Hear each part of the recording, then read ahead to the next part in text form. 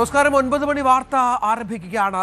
പശ്ചിമേഷ്യയിൽ വീണ്ടും സംഘർഷം രൂക്ഷമാകുന്നു എന്നതിന്റെ സൂചനകൾ പുറത്തു വരികയാണ്. മറ്റൊന്നുമല്ല, കുവൈറ്റിലേക്കും ബഹറിലേക്കും ഇറാന്റെ വ്യാപകമായ ആക്രമണം. ഇറാന്റെ ഡ്രോണുകൾ ഈ മേഖലകളിലേക്ക് കുതിച്ചെത്തുന്നു, ഇന്റർസെപ്റ്ററുകൾ അത് തകർക്കുന്നു.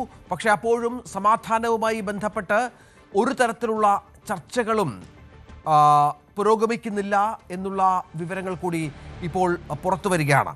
ഇതടക്കം നിരവധി വാർത്തകളുണ്ട്. ആദ്യം തലക്കെട്ടുകൾ.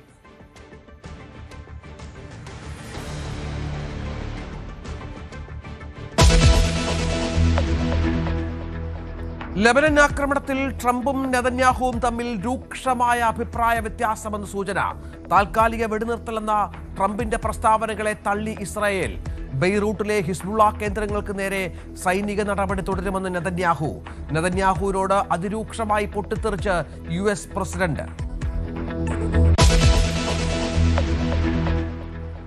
മുസ്തഫ ഖമനേയി ജീവനോടെയുണ്ടെന്ന് US. ഇറാന്റെ കാര്യങ്ങളിൽ മുസ്തഫ ഖമനേയി സജീവമായി ഇടപെടുന്നുവെന്ന് സ്റ്റേറ്റ് സെക്രട്ടറി മാർക്കോ റൂബിയോ സൂക്ഷ്മമായി നിരീക്ഷിച്ച അമേരിക്ക.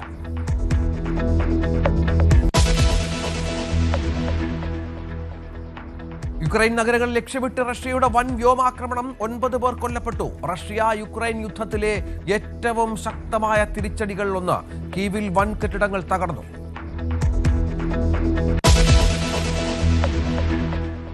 യുക്രൈൻ യുദ്ധത്തിൽ റഷ്യയെ സഹായിക്കാൻ താലിബാൻ എത്തുമോ?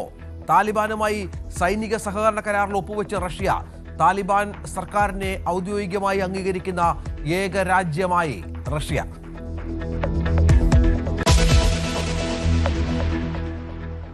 ബംഗാളിലും മഹാരാഷ്ട്ര മോഡൽ എന്ന സംശയം. തൃണമൂൽ കോൺഗ്രസ് പിളർപ്പിലേക്ക് മമത നേതൃത്വം നൽകിയ പ്രതിഷേധ യോഗത്തിൽ പങ്കെടുത്തത് 8 MLA മാത്രം. ഭൂരിപക്ഷ MP വിട്ടുനിന്നു. വിമത നീക്കം ഋതബ്രത ബാനർജിയുടെ നേതൃത്വത്തിൽ.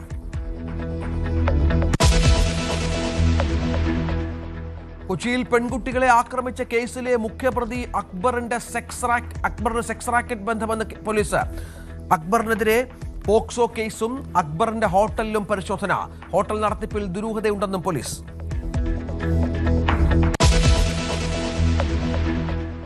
സംസ്ഥാനത്തിൽ ധനസ്ഥിതി സംബന്ധിച്ച് ധവളപത്രം നാളെ പുറത്തിറക്കും. വിദഗ്ധ സമിതി റിപ്പോർട്ട് ഉടൻ കൈമാറും. നയപ്രഖ്യാപന പ്രസംഗത്തിന്മേലുള്ള നന്ദി പ്രമേയ ചർച്ച സഭയിൽ തുടരും. മുഖ്യമന്ത്രിയുടെ മറുപടി നാളെ.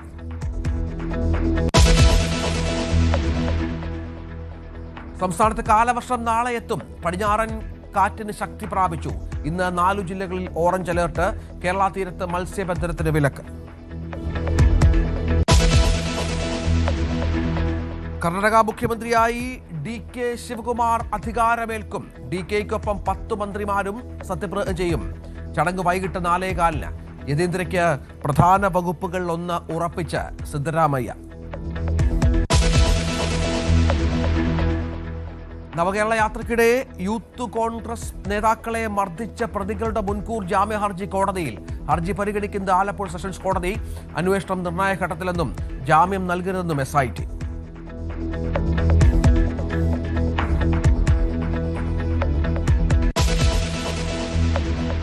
പയ്യന്നൂർ പിലാത്തറയിൽ കാറിൽ നിന്ന് സ്വർണം കവർന്ന സംഭവത്തിൽ അടിമുടി ദുരൂഹത. 25 ഗ്രാം സ്വർണം കവർന്നുവെന്ന മൊഴി വിശ്വാസത്തിലെടുക്കാതെ പോലീസ്. പരാതിക്കാരനായ മഹാരാഷ്ട്ര സ്വദേശിയുടെ പശ്ചാത്തലവും അന്വേഷണ പരിധിയിൽ. വാർത്തകളുടെ വിശദാംശങ്ങളിലേക്ക്. കുവൈറ്റിലേക്കും ബഹ്റിനിലേക്കും മിസൈൽ ഡ്രോൺ ആക്രമണവുമായി ഇറാൻ.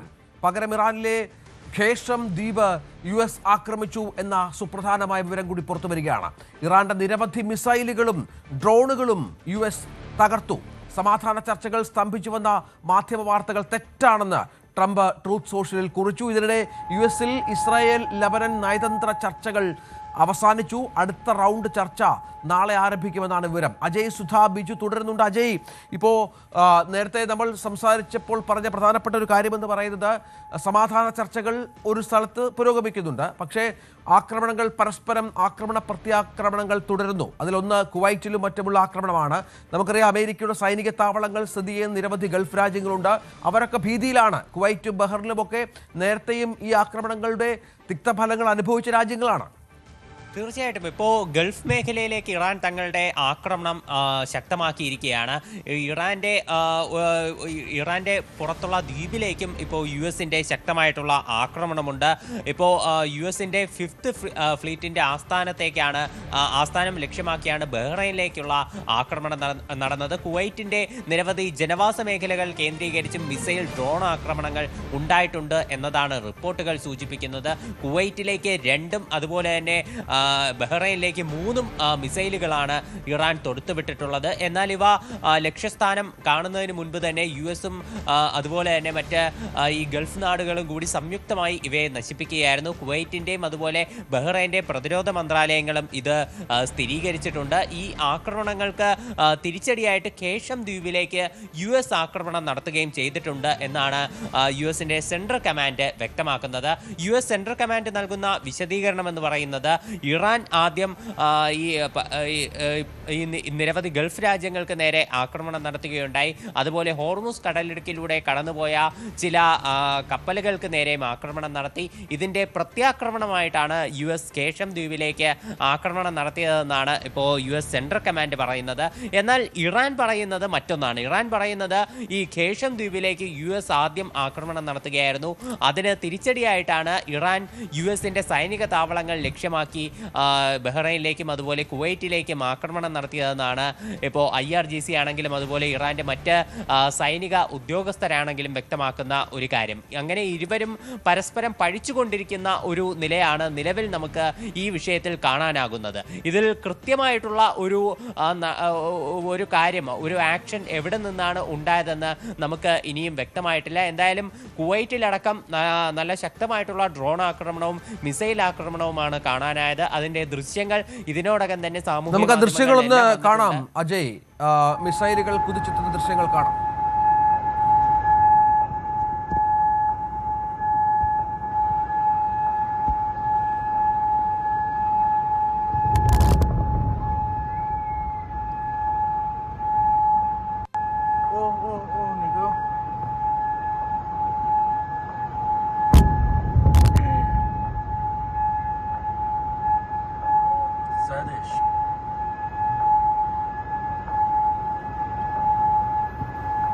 ഇതാണ് കുവൈറ്റിനെയും ഒപ്പം ബഹ്റിനെയും ഒക്കെ ഭീതിപ്പെടുത്തുന്ന ദൃശ്യങ്ങൾ. ഇതാണ് സമീപ ദിവസങ്ങളിൽ ഒക്കെ ഇതിനൊരു ശമനം വന്നൊരു പശ്ചാത്തലമുണ്ടായിരുന്നു. ഈ വെടിനിർത്തലൊക്കെ വന്നതിന് ശേഷം സമാധാന ചർച്ചകൾ പുരോഗമിക്കുകയാണ്. ഇപ്പോൾ വീണ്ടും സജീവമാവുകയാണ് പശ്ചിമേഷ്യ എന്ന് വേണം കരുതാൻ.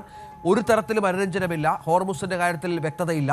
ഇപ്പോൾ പരസ്പരം അങ്ങോട്ടും ഇങ്ങോട്ടും ആക്രമിക്കുക എന്ന് പറയുമ്പോൾ വീണ്ടും പ്രതിസന്ധി രൂക്ഷമാകുമെന്ന കാര്യത്തിൽ സംശയമില്ല. ഇതിനിടയിൽ അജയ്, ക്രൂഡ് ഓയിൽ വിലയിലും വർധന ഉണ്ടാവുകയാണ്. സംഘർഷം ഇങ്ങനെ തുടരുകയാണെങ്കിൽ നമ്മളെപ്പോലെയുള്ള രാജ്യങ്ങളാണ് ഏറ്റവും കൂടുതൽ സഫർ ചെയ്യേണ്ടി വരിക. തീർച്ചയായിട്ടും ക്രൂഡ് ഓയിൽ വിലയിൽ ഇപ്പോൾ നിലവിൽ 1.09% ഉയർച്ചയാണ് നിലവിൽ രേഖപ്പെടുത്തിയിട്ടുള്ളത്. അങ്ങനെ ക്രൂഡ് ഓയിൽ വില ഇപ്പോൾ നിലവിൽ ഉയർന്ന് $97.05 പെർ ബാരൽ എന്നുള്ള നിലയിലേക്ക് എത്തിയിരിക്കുന്നു. അതായത് $100 ക്രൂഡ് ഓയിൽ വില വീണ്ടും എത്തിയിരിക്കുന്നു. മുൻപ് സമാധാന ചർച്ചകൾ നടക്കുന്ന US-ഉം ഇറാനും തമ്മിൽ സമാധാന ചർച്ചകൾ ആരംഭിച്ച ഘട്ടത്തിൽ ക്രൂഡ് ഓയിൽ വില ഏതാണ്ട് 90 വരെയൊക്കെ താഴുന്ന സ്ഥിതിയുണ്ടായിരുന്നു. ഇപ്പോൾ അത് വീണ്ടും ഈ സംഘർഷം ആരംഭിച്ച ഘട്ടത്തിൽ വീണ്ടും അത് മുകളിലേക്ക് ഉയർന്നു പോകുന്ന ഒരു കാഴ്ചയാണ് നമുക്ക് കാണാനാകുന്നത്. ഈ ചർച്ചയുടെ കാര്യം നമ്മൾ എടുത്തു നോക്കുകയാണെങ്കിൽ അതിലും കൃത്യമായിട്ടുള്ള ഒരു തീരുമാനമൊന്നും ഉണ്ടായിട്ടില്ല. US പ്രസിഡന്റ് ഡൊണാൾഡ് ട്രംപ് നിലവിൽ US-ന്റെയും ഇറാനും തമ്മിലുള്ള സമാധാന ചർച്ചകൾ സ്തംഭിച്ചു എന്നുള്ള വാർത്ത നിഷേധിച്ചുകൊണ്ട് രംഗത്ത് വന്നിരിക്കുകയാണ്. അദ്ദേഹം പറയുന്നത് ഇറാനുമായി നിരന്തരം ചർച്ചകൾ നടന്നുകൊണ്ടിരിക്കുകയാണ്, എല്ലാ ദിവസവും അവരുമായി സംസാരിക്കാറുണ്ട്. ഇപ്പോൾ താൻ കർശനമായി ഇറാന് നിർദ്ദേശം നൽകിയിരിക്കുന്നു. അതായത് ഇറാൻ എത്രയും വേഗം ഒരു സമാധാന കരാറിലെത്തണം. അവർ കഴിഞ്ഞ 47 വർഷമായി ഇതേ കാര്യം ഉന്നയിച്ചുകൊണ്ട് ഈ വിഷയം നീട്ടിക്കൊണ്ടു പോയിക്കൊണ്ടിരിക്കുകയാണ്. എന്നാൽ ഇപ്പോൾ അതിനാവില്ല. എത്രയും വേഗം ഒരു സമാധാന കരാറിൽ എത്തിച്ചേരണമെന്ന് കർശനമായി തന്നെ താൻ പറഞ്ഞുവെന്നാണ് നിലവിൽ ട്രംപ് ഈ വാർത്തകളെ നിഷേധിച്ചുകൊണ്ട് വ്യക്തമാക്കിയിരിക്കുന്നത്. അതേസമയം തന്നെ ആക്രമണങ്ങളും ഒരു പശ്ചാത്തലത്തിൽ അതേസമയം തന്നെ നടന്നുകൊണ്ടിരിക്കുന്നു എന്നതാണ് ഈ ചർച്ചകളിലെ ഒരു വൈരുദ്ധ്യം എന്ന് പറയുന്നത്. അജയ് സുധാബിജു വിവരങ്ങൾ പങ്കുവെക്കുന്നു. അജയ്, തുടരുക. ഏതായാലും നമുക്കറിയാം, ഇസ്രായേലും അമേരിക്കയും തമ്മിലുള്ള പല വിധത്തിലുള്ള ചർച്ചകളിൽ പ്രധാന വിഷയം ഹിസ്ബുള്ള ലെബനൻ ആക്രമണം തന്നെയാണ്. ലെബനൻ ആക്രമണം ഇസ്രായേൽ നിർത്തിവെച്ചു എന്ന് കഴിഞ്ഞ ദിവസങ്ങളിൽ തുടർച്ചയായി ഡൊണാൾഡ് ട്രംപ് പറയുന്നുണ്ടായിരുന്നു. പക്ഷേ ഇത് പൂർണ്ണമായും നിഷേധിക്കുകയാണ് ബെഞ്ചമിൻ നെതന്യാഹു എന്നാണ് മനസ്സിലാക്കേണ്ടത്. അതായത് താൽക്കാലിക വെടിനിർത്തൽ എന്ന് ട്രംപ് പറയുമ്പോൾ ഒരു ധാരണയും ഇക്കാര്യത്തിൽ ഉണ്ടാവില്ല എന്നാണ് ഇപ്പോൾ നെതന്യാഹു വ്യക്തമാക്കുന്നത്. ഔദ്യോഗികമായി ട്രംപിന്റെ വാദങ്ങളെ സ്ഥിരീകരിക്കാൻ ഇസ്രായേൽ തയ്യാറാകുന്നില്ല എന്നുള്ളത് വലിയ പ്രതിസന്ധിയായി മാറുന്നതിന് പശ്ചാത്തലമുണ്ടാവുകയാണ്. അതായത് ഈ യുദ്ധം മുന്നോട്ട് കൊണ്ടുപോകണം, ഇറാനെ ആക്രമിക്കണമെന്നും ലെബനെ ആക്രമിക്കണമെന്നും കടുംപിടുത്തം പിടിക്കുന്നത് ബെഞ്ചമിൻ നെതന്യാഹു ആണ് എന്ന കാര്യത്തിൽ സംശയമില്ല. ശത്രുക്കൾക്ക് ശക്തമായ മുന്നറിയിപ്പ് നൽകുന്നു. താൻ നെതന്യാഹുവുമായും ഹിസ്ബുള്ള പ്രതിനിധികളുമായും ചർച്ച നടത്തി ഇരുവിഭാഗം ആക്രമണം നിർത്താൻ ധാരണയായെന്നും ട്രംപ് പറയുകയും ട്രൂത്ത് സോഷ്യൽ പോസ്റ്റ് ചെയ്യുകയും ചെയ്തിരുന്നു. പക്ഷേ ബെയ്റൂട്ടിൽ ആസൂത്രണം ചെയ്ത സൈനിക നടപടിയിൽ നിന്ന് അല്പം പോലും പിന്മാറിയിട്ടില്ല എന്നും തിരിച്ചുള്ള ആക്രമണങ്ങൾ നിർത്തണമെന്നും ഹിസ്ബുള്ള നിർത്തണമെന്നും മറ്റുമാണ് ഇപ്പോൾ ബെഞ്ചമിൻ നെതന്യാഹു പറഞ്ഞു വെക്കുന്നത്. ഔദ്യോഗിക വെടിനിർത്തൽ എന്ന രീതിയിൽ വാർത്തകളൊന്നും നെതന്യാഹു മുന്നോട്ട് വെക്കുന്നില്ല എന്നുള്ളത് നിർണായകമായി മാറുകയാണ്. അജയ് സുധ, ബിജു, നെതന്യാഹുവിൻ്റെ കടുപിടുത്തം തന്നെയാണല്ലോ ഇപ്പോൾ പ്രധാന പ്രശ്നം. ട്രംപിന് യുദ്ധം അവസാനിപ്പിക്കണമെന്നുണ്ട്. അതിൽ ഇറാൻ മുന്നോട്ട് വെക്കുന്ന പ്രധാന വാദം ലെബനെ ആക്രമിക്കരുത്, ഹിസ്ബുള്ളയെ ആക്രമിക്കരുത് എന്നാണ്. പക്ഷെ അതിൽ നിന്ന് കടുകിട പോലും പിറകോട്ടില്ല ട്രംപ് പറഞ്ഞിട്ടും നെതന്യാഹു എന്നുള്ളതാണല്ലോ പ്രധാനം. തീർച്ചയായിട്ടും ഇപ്പോൾ അവസാനമായി ഇറാൻ US മുന്നോട്ട് വെച്ചിട്ടുള്ള ഫൈനൽ ഡ്രാഫ്റ്റിലാണെങ്കിലും ഈ സമാധാന ചർച്ചകളുടെ ഭാഗമായി ഇറാൻ പറയുന്നത് ലെബനിലുള്ള ഇസ്രായേൽ ആക്രമണം അവസാനിപ്പിക്കണം, എന്നാൽ മാത്രമേ ഇറാൻ ഒരു സമാധാന കരാറിന് തയ്യാറാകൂ എന്നതാണ്. പക്ഷേ ഈ ലെബനിലെ ഇസ്രായേൽ ആക്രമണം ഇപ്പോഴും തുടരുന്നത് US സംബന്ധിച്ച് വലിയൊരു കോടാലി തന്നെയാണ്. ട്രംപ് നിരന്തരം തന്നെ ഈ ലെബനിൽ നടക്കുന്ന ആക്രമണം അവസാനിപ്പിക്കണമെന്ന് ഇസ്രായേലിനോട് ആവശ്യപ്പെട്ടു. അതുപോലെ ഇപ്പോൾ പല റൗണ്ട് ചർച്ചകൾ ഇതിനോടകം തന്നെ US വെച്ച് നടന്നിട്ടുള്ളതാണ്. ഈ ലെബനന്റെ ഔദ്യോഗിക സർക്കാർ പ്രതിനിധികളും അതുപോലെ ഇസ്രായേൽ പ്രതിനിധികളും US കഴിഞ്ഞ ദിവസവും ചർച്ച നടന്നിരുന്നു. കഴിഞ്ഞ ദിവസത്തെ ചർച്ച അവസാനിച്ചു. ഇനി നാളെയാണ് അടുത്ത ഘട്ട ചർച്ചകൾ നടക്കാനിരിക്കുന്നത്.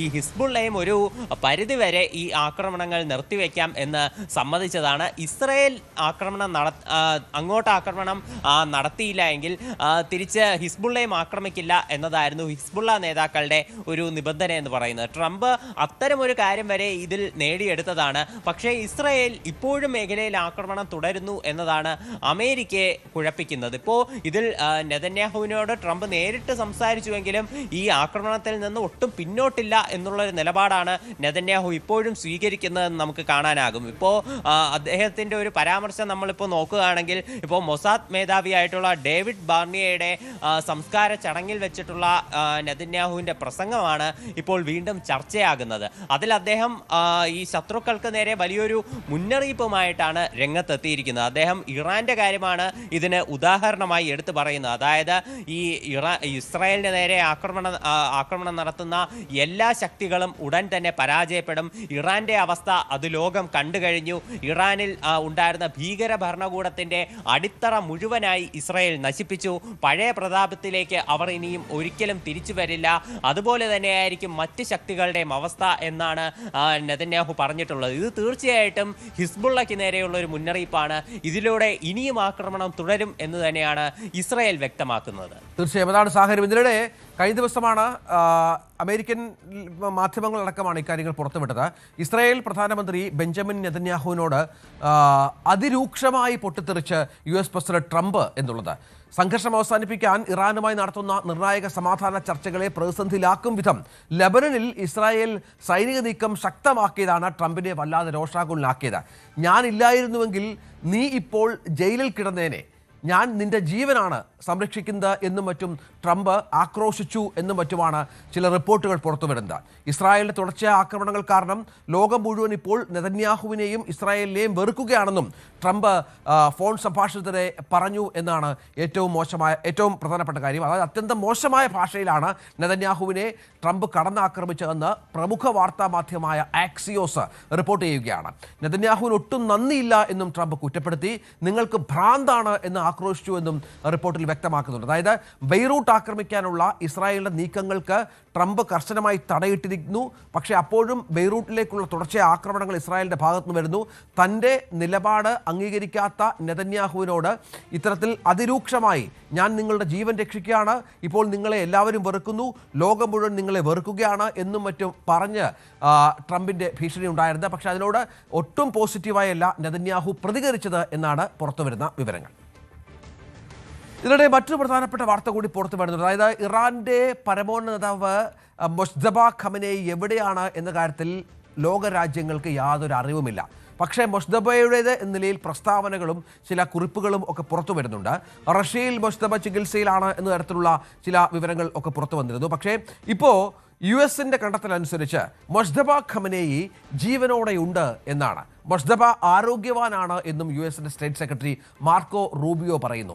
ഇറാന്റെ മിക്ക കാര്യങ്ങളിലും മൊജ്തബയുടെ ഇടപെടലുണ്ട് എന്ന് അദ്ദേഹം വ്യക്തമാക്കുകയാണ്. അതായത് അമേരിക്ക മൊജ്തബയെ സൂക്ഷ്മമായി നിരീക്ഷിക്കുകയാണ് എന്നും റൂബിയോ വ്യക്തമാക്കുന്നുണ്ട്. കാരണം അമേരിക്കയുടെ പ്രഖ്യാപിത ശത്രുവാണ് മൊജ്തബ, സംശയമില്ല. ഇറാന്റെ പരമോന്നത നേതാവാണ്. അത്തരം ആളുകൾ പിന്നീട് വീണ്ടും ചാർജ് എടുക്കുമ്പോൾ അവരെ ഇല്ലാതാക്കുക എന്നുള്ളതാണ് അമേരിക്കയുടെ ലക്ഷ്യം. അജയ് സുധാ ബിജു, മൊജ്തബയെ സംബന്ധിച്ച് നമുക്കൊരു വ്യക്തതയില്ല. പക്ഷേ അമേരിക്ക കണ്ടെത്തിയിരിക്കുന്നത് മൊജ്തബ ജീവനോടെ ഉണ്ട് എന്നാണ്.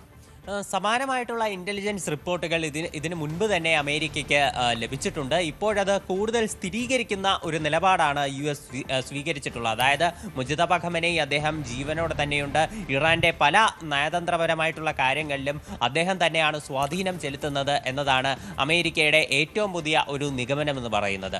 ഇത് ഇറാന്റെ നിലവിൽ മാറി വരുന്ന പല തരത്തിലുള്ള ഒരു രാഷ്ട്രീയ നീക്കങ്ങളും അവരുടെ ഒരു ആക്രമണത്തിന്റെ രീതികളും എല്ലാം കണ്ടാൽ നമുക്ക് മനസ്സിലാക്കാൻ സാധിക്കുന്ന കാര്യമാണ്. ഇടയ്ക്കൊരു ഘട്ടത്തിൽ ഈ ഗൾഫ് നാടുകളിലേക്കുള്ള ആക്രമണം ഉൾപ്പെടെ ഇറാൻ നിർത്തിവെച്ചിരിക്കുകയായിരുന്നു.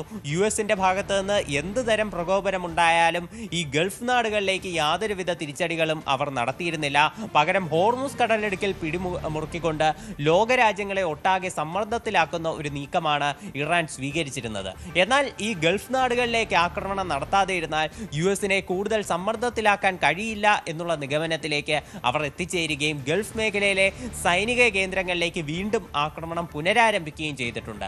അതിൻ്റെ ഏറ്റവും പുതിയ തെളിവാണ് ഇപ്പോൾ ബഹ്റൈനിലേക്കും കുവൈറ്റിലേക്കും അടക്കം നടന്ന ആക്രമണങ്ങൾക്ക് നമ്മൾ സാക്ഷ്യം വഹിച്ചത്. ഇത്തരത്തിലുള്ള നയതന്ത്രപരമായിട്ടുള്ള മാറ്റങ്ങളടക്കം ഈ മുജ്തബ ഖമനേയുടെ തീരുമാനങ്ങളാണ് എന്നതാണ് നമുക്ക് നിലവിൽ മനസ്സിലാക്കാൻ സാധിക്കുന്നത്. ബലിപ്പെരുന്നാളിനോടനുബന്ധിച്ച് മുജ്തബ ഖമനേയി പുറത്തുവിട്ട പ്രസ്താവനയിലാണെങ്കിലും ഇതേ കാര്യം പറയുന്നുണ്ട്. അതായത് ഗൾഫ് നാടുകളുടെ മറവിൽ ഇനിയൊരിക്കലും അമേരിക്കയ്ക്ക് ഒളിക്കാനാകില്ല, ശക്തമായിട്ടുള്ള തിരിച്ചടി ഇവിടെ ഈ മേഖലകളിലേക്കും നൽകും എന്നതായിരുന്നു മുജ്തബയുടെ ഒരു ഭീഷണി എന്ന് പറയുന്നത്. ശരിക്കും അതൊരു കൃത്യമാക്കുന്ന, അത് ശരിവെക്കുന്ന തരത്തിലുള്ള ആക്രമണങ്ങളാണ് നിലവിൽ നടന്നുകൊണ്ടിരിക്കുന്നത് നമുക്ക് കാണാനാകും. അപ്പോൾ എല്ലാ അർത്ഥത്തിലും മുജ്തബ ജീവനോടെയുണ്ട് എന്നതിൻ്റെ സൂചനകളാണ് നിലവിൽ ലഭിച്ചുകൊണ്ടിരിക്കുന്നത്. അജയ് സുധാ ബിജു ആണ് വിവരങ്ങൾ പങ്കുവെച്ചുകൊണ്ടിരിക്കുന്നത്. മൊജ്തബ ഖമനേയി ജീവനോടെയുണ്ട് എന്ന് അമേരിക്ക തന്നെ വ്യക്തമാക്കുകയാണ്. യുക്രൈനിലേക്കുള്ള റഷ്യയുടെ ആക്രമണം വൻതോതിൽ തുടരുന്നു എന്നുള്ള വിവരങ്ങൾ പുറത്തു വരികയാണ്. നേരത്തെ തന്നെ യുക്രൈൻ പ്രസിഡന്റ് വ്ളാഡിമിർ സെലൻസ്കി ഇത്തരത്തിലുള്ള മുന്നറിയിപ്പ് യുക്രൈൻ ജനതയ്ക്ക് നൽകിയിരുന്നു. ഏത് നിമിഷവും വലിയ ആക്രമണം ഉണ്ടാകും എന്ന തരത്തിൽ. അതിനുശേഷം മണിക്കൂറുകൾക്കകം യുക്രൈൻ നഗരങ്ങളെ ലക്ഷ്യമിട്ട് റഷ്യയുടെ വൻ വ്യോമാക്രമണം സംഭവിച്ചിരിക്കുന്നു. ഇന്നലെ രാത്രി വൈകിയുണ്ടായ ഡ്രോൺ മിസൈൽ ആക്രമണങ്ങളിൽ 9 പേർ കൊല്ലപ്പെട്ടു എന്നാണ് പുറത്തുവരുന്ന വിവരം. നിരവധി പേർക്ക് പരിക്കേറ്റു. വലിയ തിരിച്ചടി, അതായത് 4 വർഷമായി റഷ്യ യുക്രൈൻ യുദ്ധം തുടരുകയാണ്. ഇതിനിടയിലുണ്ടായ ഏറ്റവും ശക്തമായ ആക്രമണമാണ് ഇപ്പോൾ യുക്രൈനിലേക്ക് എന്നാണ് മനസ്സിലാക്കേണ്ടത്. ഡാനിപ്രോ നഗരത്തിൽ 5 പേർ കൊല്ലപ്പെട്ടു, ഡസൻ കണക്കിന് ആളുകൾക്ക് പരിക്കേറ്റു. കീവിൽ വൻ കെട്ടിടങ്ങൾ, യുക്രൈൻ തലസ്ഥാനമായ കീവിൽ 2 ബഹുനില പാർപ്പിട സമുച്ചയങ്ങൾ പൂർണ്ണമായും തകരുന്ന ഒരു പശ്ചാത്തലമുണ്ടായി. നിരവധി പേർ കൊല്ലപ്പെട്ടു. ഒപ്പം അത് മാത്രമല്ല, തകർന്ന കെട്ടിടങ്ങളുടെ അവശിഷ്ടങ്ങൾക്കിടയിൽ ഒരുപാട് ആളുകൾ കുടുങ്ങിക്കിടക്കുന്നു എന്ന ആശങ്ക കീവ് മേയർ അടക്കം പങ്കുവെക്കുന്നുണ്ട്. അത് ആ മേഖലയിൽ വലിയ ആശങ്ക സൃഷ്ടിച്ചിരിക്കുകയാണ്. ഈ തിരിച്ചടി യുക്രൈൻ്റെ ഭാഗത്തു നിന്നുണ്ടാകും എന്ന് ഇതിനകം തന്നെ വ്ളാഡിമിർ സെലൻസ്കി വ്യക്തമാക്കിയതും വളരെ പ്രധാനപ്പെട്ട ഒരു കാര്യമാണ്. ഇതിനിടെ നിർണായകമായ നീക്കം റഷ്യ നടത്തിയത് താലിബാനുമായി സൈനിക സഹകരണ കരാറിൽ റഷ്യ ഒപ്പുവെക്കുകയാണ്. അമേരിക്കയുടെ കണ്ണിലെ കരടാണ് താലിബാൻ, നമുക്കറിയാം. ഈ താലിബാനുമായാണ് ഇപ്പോൾ കരാറിൽ ഒപ്പുവെച്ച് റഷ്യ മറ്റൊരു പോർമുഖം തുറക്കുന്നത്. അഫ്ഗാനിസ്ഥാനിലെ ഭരണകക്ഷിയുമായി താലിബാൻ സർക്കാരിനെ അല്ലെങ്കിൽ അംഗീകരിക്കുന്ന ഏകരാജ്യമായി റഷ്യ മാറിയിരിക്കുന്നു എന്നതാണ് അതിനിർണായകമായ വിവരം. മോസ്കോയിൽ നടന്ന രാജ്യാന്തര സുരക്ഷാ ഫോറത്തിലാണ് ഇരു രാജ്യങ്ങളും ഈ കരാർ അംഗീകരിച്ചത്. താലിബാൻ സ്ഥാപകൻ മുല്ല മുഹമ്മദ് ഒമറിന്റെ മകനും പ്രതിരോധ മന്ത്രിയുമായ മുഹമ്മദ് യാക്കൂബ് ഉൾപ്പെടെയുള്ള മുതിർന്ന താലിബാൻ നേതാക്കൾ ഫോറത്തിൽ പങ്കെടുത്തു എന്നാണ് വിവരം. കരാറിന്റെ വിശദാംശങ്ങൾ ഇരുപക്ഷവും ഇതുവരെ വെളിപ്പെടുത്തിയിട്ടില്ല. എന്നാൽ യുക്രൈനിലെ റഷ്യൻ യുദ്ധത്തെ പിന്തുണയ്ക്കാൻ താലിബാൻ പോരാളികളെ ഉപയോഗിച്ചേക്കുമെന്ന ഊഹാപോഹങ്ങൾക്കിടയിൽ ഈ നീക്കം വലിയ നിർണായകമായി മാറുകയാണ്. 2024 റഷ്യയുമായി പ്രതിരോധ കരാർ ഒപ്പിട്ട ശേഷം മോസ്കോയെ സഹായിക്കാൻ ഉത്തര കൊറിയ ആയിരക്കണക്കിന് സൈനികരെ വിന്യസിച്ചിരുന്നു. സമാനമായി താലിബാനുമായുള്ള സൈനിക സഹകരണം ഉണ്ടാകും എന്നുള്ള വിവരങ്ങൾ കൂടിയാണ് ഇപ്പോൾ പുറത്തു വരുന്നത്. അത് റഷ്യ യുക്രൈൻ യുദ്ധത്തിൽ റഷ്യയ്ക്ക് കരുത്തു പകരും എന്നുള്ള സൂചനകൾ കൂടി മാധ്യമങ്ങൾ പങ്കുവെക്കുന്നു. മറ്റൊരു വാർത്ത, ബഹ്റൈനിലെ പൗരന്മാർക്ക് യാത്രാ വിലക്ക് ഏർപ്പെടുത്തിയിരിക്കുകയാണ് രാജ്യം. ഇറാനിലേക്കും ഇറാഖിലേക്കുമാണ് ബഹ്റൈൻ ഇത്തരത്തിൽ യാത്രാ വിലക്ക് ഏർപ്പെടുത്തിയിരിക്കുന്നത്. ഇറാന്റെ ഭാഗത്തുനിന്നുണ്ടാകുന്ന ആക്രമണങ്ങളുടെ പശ്ചാത്തലത്തിലും തുടരുന്ന സുരക്ഷാ പിരിമുറുക്കങ്ങളും മറ്റും കണക്കിലെടുത്താണ് നടപടിയെന്നാണ് ആഭ്യന്തര മന്ത്രാലയം വ്യക്തമാക്കിയിരിക്കുന്നത്. ദേശീയ സുരക്ഷ മുൻനിർത്തിയും പൗരന്മാരുടെ സുരക്ഷ ഉറപ്പാക്കുന്നതിനുമാണ് ഈ തീരുമാനമെന്നും അധികൃതർ വ്യക്തമാക്കിയ പശ്ചാത്തലം നിർണായകമാണ്. അത് മാത്രമല്ല, യാത്രാവിലക്ക് ലംഘിക്കുന്നവർക്കെതിരെ കർശനമായ നിയമ നടപടികളിലേക്ക് കടക്കും എന്നും രാജ്യം മുന്നറിയിപ്പ് നൽകുന്നു. കഴിഞ്ഞ ദിവസം കുവൈറ്റിന് നേരെ ഇറാനിൽ നിന്ന് മിസൈൽ ഡ്രോൺ ആക്രമണങ്ങൾ ഉണ്ടായിരുന്നു. ഇവ തങ്ങളുടെ വ്യോമ പ്രതിരോധ സംവിധാനം വിജയകരമായി തകർത്തുവെന്ന് പറയുമ്പോഴും ഇത്തരം ആശങ്കകൾക്കിടയിലാണ് ഈ യാത്രാ വിലക്കുമായി രാജ്യം രംഗത്ത് വരുന്നത് എന്നതും ശ്രദ്ധേയമാണ്. ഇടവേള.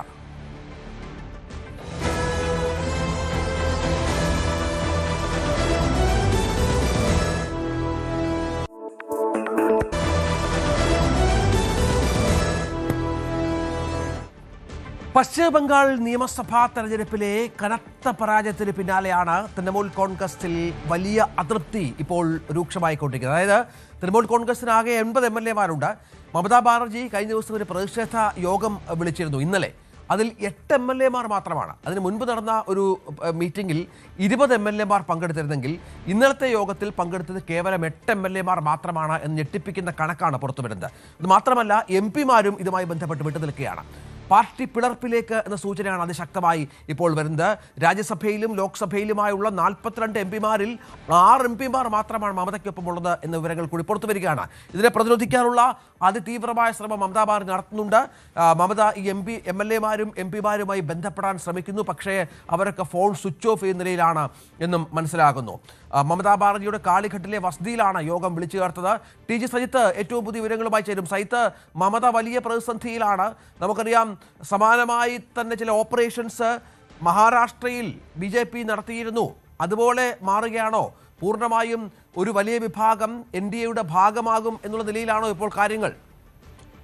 അസാധാരണമായ പ്രതിസന്ധിയാണ് പശ്ചിമ ബംഗാളിൽ മമതാ ബാനർജി നേരിടുന്നത്. തെരഞ്ഞെടുപ്പിൽ തോറ്റു എന്ന് മാത്രമല്ല, സ്വന്തം ചേരിയിൽ നിന്നുള്ള വലിയ കൊഴിഞ്ഞുപോക്കാണ്. ഇതുവരെ പകരം വയ്ക്കാനില്ലാത്ത നേതാവായിരുന്നു മമതാ ബാനർജി തൃണമൂൽ കോൺഗ്രസിൽ ചില അസ്വാരസ്യങ്ങളൊക്കെ ഉണ്ടായിരുന്നെങ്കിൽ കൂടിയും അതൊക്കെ അടക്കി നിർത്താൻ മമതാ ബാനർജിക്ക് കഴിഞ്ഞിരുന്നു. പക്ഷേ തെരഞ്ഞെടുപ്പിൽ തോറ്റതോടെ നേതൃത്വത്തെ ചോദ്യം ചെയ്യുന്ന തരത്തിലേക്ക് പലരും പുറത്തു വരുന്നു എന്നതാണ് സാഹചര്യം. തെരഞ്ഞെടുപ്പിൽ തോറ്റതിന് പിന്നാലെ തദ്ദേശ സ്ഥാപനങ്ങളിൽ നിന്നൊക്കെ അംഗങ്ങൾ കൂട്ടത്തോടെ രാജിവെച്ചു പോകുന്ന സാഹചര്യമുണ്ടായിരുന്നു. ഇപ്പോഴത്തെ അവസ്ഥ നിയമസഭാ കക്ഷി യോഗം വിളിച്ചു ചേർക്കാൻ പോലും കഴിയില്ല എന്ന സാഹചര്യമാണ്. 80 MLA-മാരാണ് തൃണമൂൽ കോൺഗ്രസിന് ഇത്തവണ ബംഗാളിലുള്ളത്. തെരഞ്ഞെടുപ്പിൽ തോറ്റെങ്കിലും 80 MLA-മാരൊപ്പമുണ്ട്. പക്ഷേ ഇവരിൽ ഭൂരിഭാഗവും നിയമസഭാ കക്ഷി യോഗത്തിൽ മമതയുടെ നേതൃത്വം അംഗീകരിക്കുന്നില്ല എന്നതാണ് സാഹചര്യം. ഇത് അസാധാരണമായ സാഹചര്യമാണ് ഉണ്ടാക്കുന്നത്. തീരുന്നില്ല, സർക്കാരുമായും തെരഞ്ഞെടുപ്പിൽ തോറ്റെങ്കിലും BJP സർക്കാരുമായും ഒരു തരത്തിലുള്ള സഹകരണവുമില്ല എന്നതാണ് മമതാ ബാനർജി എടുത്തിരിക്കുന്ന നിലപാട്. പക്ഷേ മമതയെ വെല്ലുവിളിച്ചുകൊണ്ട് തെരഞ്ഞെടുക്കപ്പെട്ട MLA-മാർ, തൃണമൂൽ MLA-മാരും ഒപ്പം തന്നെ നിലവിലുള്ള MP-മാരുമൊക്കെ സർക്കാരിൻ്റെ പരിപാടികളുമായി സഹകരിച്ചു തുടങ്ങിയിട്ടുണ്ട്. ഇതും മമതയെ ചൊടിപ്പിച്ചിട്ടുണ്ട്. ഇതാണ് സാഹചര്യം. ഈ സ്പീക്കറെ കാണാനായി ഇപ്പോൾ വിമത പക്ഷം തീരുമാനിച്ചിരിക്കുന്നു എന്നുള്ള നിർണായകമായ ഒരു വിവരം കൂടി ഇപ്പോൾ പുറത്തു വരുന്നുണ്ട്. പാർട്ടിയിൽ നിന്ന് പുറത്താക്കപ്പെട്ട MLA ഹൃദബ്രത ബാനർജിയുടെ നേതൃത്വത്തിലാണ് ഹൃദബ്രതയെ പ്രതിപക്ഷ നേതാവായി പിന്തുണയ്ക്കണമെന്ന് ആവശ്യപ്പെട്ടാണ് ഇപ്പോൾ 60ഓളം MLA-മാർ ഒരുങ്ങുന്നത് എന്നുള്ള വിവരം കൂടി പുറത്തു വരുന്നു. സഹിത്ത് അതെ, റിജു ദത്ത നേരത്തെ പുറത്താക്കിയ മുൻ വക്താവ് കൂടിയായ റിജു ദത്ത ആണ് ഈ വിമത നീക്കങ്ങൾക്ക് ചുക്കാൻ പിടിക്കുന്നത്. അദ്ദേഹം പുറത്തു നിന്നുകൊണ്ട് ഈ MLA-മാരെ സംഘടിപ്പിക്കുകയാണ്. അപ്പോൾ മഹാരാഷ്ട്ര മോഡൽ അതാണിപ്പോൾ ചർച്ച ചെയ്യപ്പെടുന്ന കാര്യം. മഹാരാഷ്ട്രയിൽ 2 പാർട്ടികൾ സംഭവിച്ച് നമ്മൾ കണ്ടതാണ്. ശിവസേനയിലും NCP-യിലും 2 പാർട്ടികളിലെയും അവരുടെ ദേശീയ അധ്യക്ഷനെ തന്നെ ചോദ്യം ചെയ്തുകൊണ്ട് MLA-മാർ മറുചേരിയിൽ സംഘടിക്കുകയാണ്. ഫലത്തിൽ സംഭവിക്കുന്നത് തെരഞ്ഞെടുപ്പ് കമ്മീഷന്റെ നിയമപ്രകാരം മറുചേരിയെ ഔദ്യോഗിക പക്ഷമായി അംഗീകരിക്കേണ്ടി വരുമെന്നതാണ് അവസ്ഥ. അവിടെ സംഭവിച്ചതാണ്. സമാനമായ നീക്കത്തിലേക്കാണ് പോകുന്നത് എന്നതാണ്. അങ്ങനെ ഉണ്ടായാൽ തൃണമൂൽ കോൺഗ്രസിന്റെ പേരും ചിഹ്നവും അടക്കമുള്ളവ മറുചേരിക്ക് വിമതപക്ഷത്തിന് കിട്ടുന്ന സാഹചര്യം ഉണ്ടാവും. അത് മമതയെ സംബന്ധിച്ച് കടുത്ത ക്ഷീണം ഉണ്ടാക്കുന്നു എന്നതാണ് സാഹചര്യം. അതുകൊണ്ടുകൂടിയാണ് അത്തരമൊരു നീക്കമുണ്ടാവുന്നത്. ഹോട്ടലിൽ യോഗം ചേർന്നുകൊണ്ട് 60ഓളം വരുന്ന MLA-മാർ മറുനീക്കത്തിലേക്ക് കടക്കുന്നു. അവർ ഗവർണറെ കണ്ടേക്കുമെന്ന ചില സൂചനകൾ പോലുമുണ്ട്. ആ തരത്തിലേക്ക് ഈ സാഹചര്യം മാറുന്നു എന്നാണ് അവസ്ഥ. ഇതിനിടയിൽ മമതയുടെ നീക്കം കൂടി നമുക്ക് പരാമർശിച്ചു പോവാം. മമതാ ബാനർജി ഇത് മുന്നിൽ കണ്ടുകൊണ്ട് ഒരു പുതിയ നീക്കം ആരംഭിച്ചിട്ടുണ്ട്. BJP ആണ് ഈ നീക്കങ്ങൾക്കെല്ലാം പിന്നിലെന്ന് അവർ ആരോപിക്കുന്നതിനൊപ്പം ഇന്ത്യ മുന്നണിയുമായുള്ള കൂടുതൽ സഹകരണ നീക്കത്തിലേക്ക് ഇപ്പോൾ മമത വരികയാണ്. നേരത്തെ ഇന്ത്യ മുന്നണിയുടെ പ്രവർത്തനങ്ങളിൽ സഹകരിക്കാൻ മമതാ ബാനർജിയോ തൃണമൂൽ കോൺഗ്രസോ അത്ര താല്പര്യം വെച്ചിരുന്നില്ല. കോൺഗ്രസിന്റെ നേതൃത്വം അവർ അംഗീകരിച്ചിരുന്നില്ല. പക്ഷേ ഇപ്പോൾ സാഹചര്യം മാറുകയാണ്. ജൂൺ 8-ന് ഈ ആഴ്ച തന്നെ ഡൽഹിയിൽ ഇന്ത്യ മുന്നണിയുടെ യോഗം ചേരുന്നുണ്ട്. ഈ യോഗത്തിൽ മമതാ ബാനർജിയും അഭിഷേക് ബാനർജിയും പങ്കെടുക്കുമെന്നും അറിയിച്ചിട്ടുണ്ട്. ഇങ്ങനെ സാഹചര്യങ്ങൾ ദേശീയ തലത്തിലും പ്രതിഫലിക്കുന്ന രീതിയിലേക്ക് പോവുകയാണ്. പശ്ചിമബംഗാളിലെ തോൽവി മമതയുടെ സാഹചര്യങ്ങളെ മാറ്റുന്നു എന്ന് മാത്രമല്ല ദേശീയ രാഷ്ട്രീയത്തിൽ തന്നെ അത് പ്രതിഫലിക്കുന്നു എന്നാണ് ഇപ്പോഴത്തെ അവസ്ഥ. തീർച്ചയായും ദീദിയെ ചതിക്കുമോ ഋതബ്രത ബാനർജി എന്നുള്ളതാണ് ഇപ്പോൾ നമ്മൾ കാത്തിരുന്ന് കാണേണ്ടത്. ഒപ്പം ബംഗാളിൽ ഷിൻഡെയാകുമോ ഋതബ്രത എന്നുള്ളതും കാത്തിരുന്ന് കാണണം. കാരണം മഹാരാഷ്ട്രയിൽ സമാനമായി തന്നെ ഒരു ഓപ്പറേഷൻ താമര BJP-യുടെ ഭാഗത്തുനിന്ന് ഉണ്ടായിരുന്നു. ഏതാണ്ട് 50ഓളം MLA-മാരുമായി ഹോട്ടലിൽ രഹസ്യയോഗം ഋതബ്രത ചേർന്നു എന്നുള്ള വിവരങ്ങൾ കൂടി പുറത്തു വരുന്നുണ്ട്. ഇരട്ടപ്പൂവ് ചിഹ്നമാണ് നമുക്കറിയാം മമതാ ബാനർജിയുടെ തൃണമൂൽ കോൺഗ്രസിൻ്റെത്. പാർട്ടിയും പിടിച്ചെടുക്കാനുള്ള നീക്കം ഇപ്പോൾ വിമത നടത്തുന്നു എന്നുള്ള വിവരമാണ്. ഈ തെരഞ്ഞെടുപ്പ് തോറ്റതോടെ അമ്പയെ ഒറ്റപ്പെട്ടിരിക്കുന്നു മമത. കുറച്ച് MLA-മാരും വിരലിലെണ്ണാവുന്ന MP-മാരും മാത്രമാണ് മമതയുടെ പക്കലുള്ളത്, മമതയ്ക്കൊപ്പമുള്ളത് എന്നാണ് മനസ്സിലാക്കേണ്ടത്. ഒപ്പം BJP ആണോ ഈ അട്ടിമറിക്ക് പിന്നിൽ എന്ന ചോദ്യം കൂടി ബംഗാളിൽ ഉയരുന്ന പശ്ചാത്തലമുണ്ട്. 1988-ലാണ് നമുക്കറിയാവുന്നതുപോലെ 98-ലാണ് നമുക്കറിയാവുന്ന പോലെ മമതാ ബാനർജി തൃണമൂൽ കോൺഗ്രസ് രൂപീകരിക്കുന്നത്. കോൺഗ്രസുമായി പിണങ്ങി 3 പതിറ്റാണ്ട് പിന്നിടുമ്പോൾ അതിൻ്റെ സർവാധിപത്യം മമതയ്ക്ക് നഷ്ടപ്പെടാൻ പോകുന്നു എന്ന ചോദ്യം കൂടി പ്രധാനമായും ഉയരുന്ന കാര്യങ്ങളാണ്. ഇപ്പോൾ രഹസ്യമായി ചില യോഗങ്ങൾ നടക്കുന്നു. തെരഞ്ഞെടുപ്പ് ചിഹ്നവും ഔദ്യോഗിക പേരുമൊക്കെ തർക്കവിഷയമായി മാറുന്ന ഒരു പശ്ചാത്തലമുണ്ടാകുന്നു. ശക്തമായ ഒരു വിമത ഗ്രൂപ്പ് രൂപപ്പെടുന്ന ഒരു സാഹചര്യം ഒരുങ്ങുകയാണ്. അങ്ങനെ വലിയ രാഷ്ട്രീയ അട്ടിമറിയിലേക്ക് ബംഗാൾ മാറുന്നു എന്നുള്ളതാണ് പ്രധാനപ്പെട്ട കാര്യം. ആരാണ് ഈ ഋതബ്രത എന്ന് നോക്കാം. SFI നേതാവായാണ് ഋതബ്രത തൻ്റെ രാഷ്ട്രീയ ജീവിതം ആരംഭിച്ചത്. ഇടതുപക്ഷത്തിൻ്റെ പ്രിയങ്കരനായിരുന്നു. രാജ്യസഭ MP ആകുന്നു. 2017-ൽ ഇടതുപക്ഷത്തിൽ നിന്ന് പുറത്താക്കപ്പെട്ട് 2020-ലാണ് ഋതബ്രത TMC-യിൽ ചേർന്നത് എന്നാണ് മനസ്സിലാക്കുന്നത്. തുടർന്ന് പാർട്ടി രാജ്യസഭയിലേക്ക് അയച്ചു. ഇന്റർനാഷണൽ തൃണമൂൽ ട്രേഡ് യൂണിയൻ കോൺഗ്രസിൻ്റെ സംസ്ഥാന യൂണിറ്റ് മേധാവിയായി നിയമിക്കുകയും ചെയ്തു. അതുകൊണ്ട് തന്നെ ശക്തമായ ഒരു രാഷ്ട്രീയക്കാരനായി അങ്ങനെ ഋതബ്രത ബംഗാളിൽ വളർന്നു വരികയായിരുന്നു. നിയമസഭയിൽ ഇത്തവണ പ്രതിപക്ഷ നേതാവിനെ നിയമിച്ചപ്പോൾ ഋതബ്രതയെ നിയമിക്കണം എന്ന് ഭൂരിഭാഗം MLA-മാരും ആവശ്യപ്പെട്ടിരുന്നു എന്നാണ് മനസ്സിലാക്കേണ്ടത്. പക്ഷേ മമത അതിന് തയ്യാറായില്ല. അതോടുകൂടി കലാപം പൊട്ടിപ്പുറപ്പെടുന്ന പശ്ചാത്തലം കൂടി ഉണ്ടാവുകയായിരുന്നു. ആ MLA-മാരുടെ എതിർപ്പാണ് ഇപ്പോൾ ഒരു പിളർപ്പിലേക്ക് കാര്യങ്ങൾ എത്തിക്കുന്നത് എന്നാണ് മനസ്സിലാക്കേണ്ടത്. അങ്ങനെ ബംഗാളിൽ മമതാ ബാനർജി പൂർണ്ണമായും ഒറ്റപ്പെടുന്ന സാഹചര്യം ഉണ്ടാകുന്നു. സ്പീക്കറെ കാണാൻ വിമത വിഭാഗം ഇന്ന് തന്നെ സ്പീക്കർ കത്ത് നൽകും എന്നുള്ള വിവരങ്ങൾ കൂടി പുറത്തു വരുന്നു. സമാനമായ സംഭവം നടക്കുന്നത് തമിഴ്നാട്ടിലാണ്. തമിഴ്നാട്ടിൽ അണ്ണാമലൈ എന്ന പ്രമുഖ നേതാവ് BJP-യിൽ നിന്ന് രാജിവെക്കുന്ന വിവരം ഇന്നലെ ദേശീയ നേതൃത്വത്തെ കണ്ട് അറിയിച്ചിരുന്നു. 2 പ്രമുഖ ദ്രാവിഡ പാർട്ടികൾ മാറി മാറി ഭരിച്ചിരുന്ന സംസ്ഥാനത്ത് വിജയുടെ ആവിർഭാവം രാഷ്ട്രീയമായി വലിയ മാറ്റങ്ങൾ സംഭവിപ്പിച്ചിരിക്കുന്നു എന്നാണ് ഇപ്പോൾ വ്യക്തമാകുന്നത്. DMK-യുടെയും AIDMK-യുടെയും പ്രസക്തി പൂർണ്ണമായും നഷ്ടപ്പെടുന്ന പശ്ചാത്തലത്തിലേക്ക് തമിഴ്നാട് വരുമ്പോഴാണ് BJP-ക്കും തങ്ങളുടെ കരുത്തനായ ഒരു നേതാവിനെ നഷ്ടപ്പെടുന്നത്. വളരെ ജനപ്രീതി ഉണ്ടായിരുന്ന ഒരു നേതാവായിരുന്നു അണ്ണാമലൈ. അതായത് സൗത്ത് ഇന്ത്യയിലെ BJP-യുടെ ക്രൗഡ് പുള്ളർമാരിൽ ഒരാൾ. എന്നാൽ RSSന്റെ എതിർപ്പ് പ്രധാനപ്പെട്ട ഒരു ഘടകമായി അണ്ണാമലയ്ക്കെതിരെ തിരിഞ്ഞു. പ്രായോഗിക രാഷ്ട്രീയത്തിന് വഴങ്ങാൻ ഒരു പക്ഷേ അണ്ണാമലൈ പലപ്പോഴും തയ്യാറായിരുന്നില്ല. അദ്ദേഹത്തിൻ്റെ ആഗ്രഹങ്ങൾക്ക് വിരുദ്ധമായി AIDMKയുമായുള്ള സഖ്യം അത് ചില്ലറയൊന്നുമല്ല നേരത്തെ പറഞ്ഞ പോലെ അണ്ണാമലയെ ചൊഴിപ്പിച്ചത്.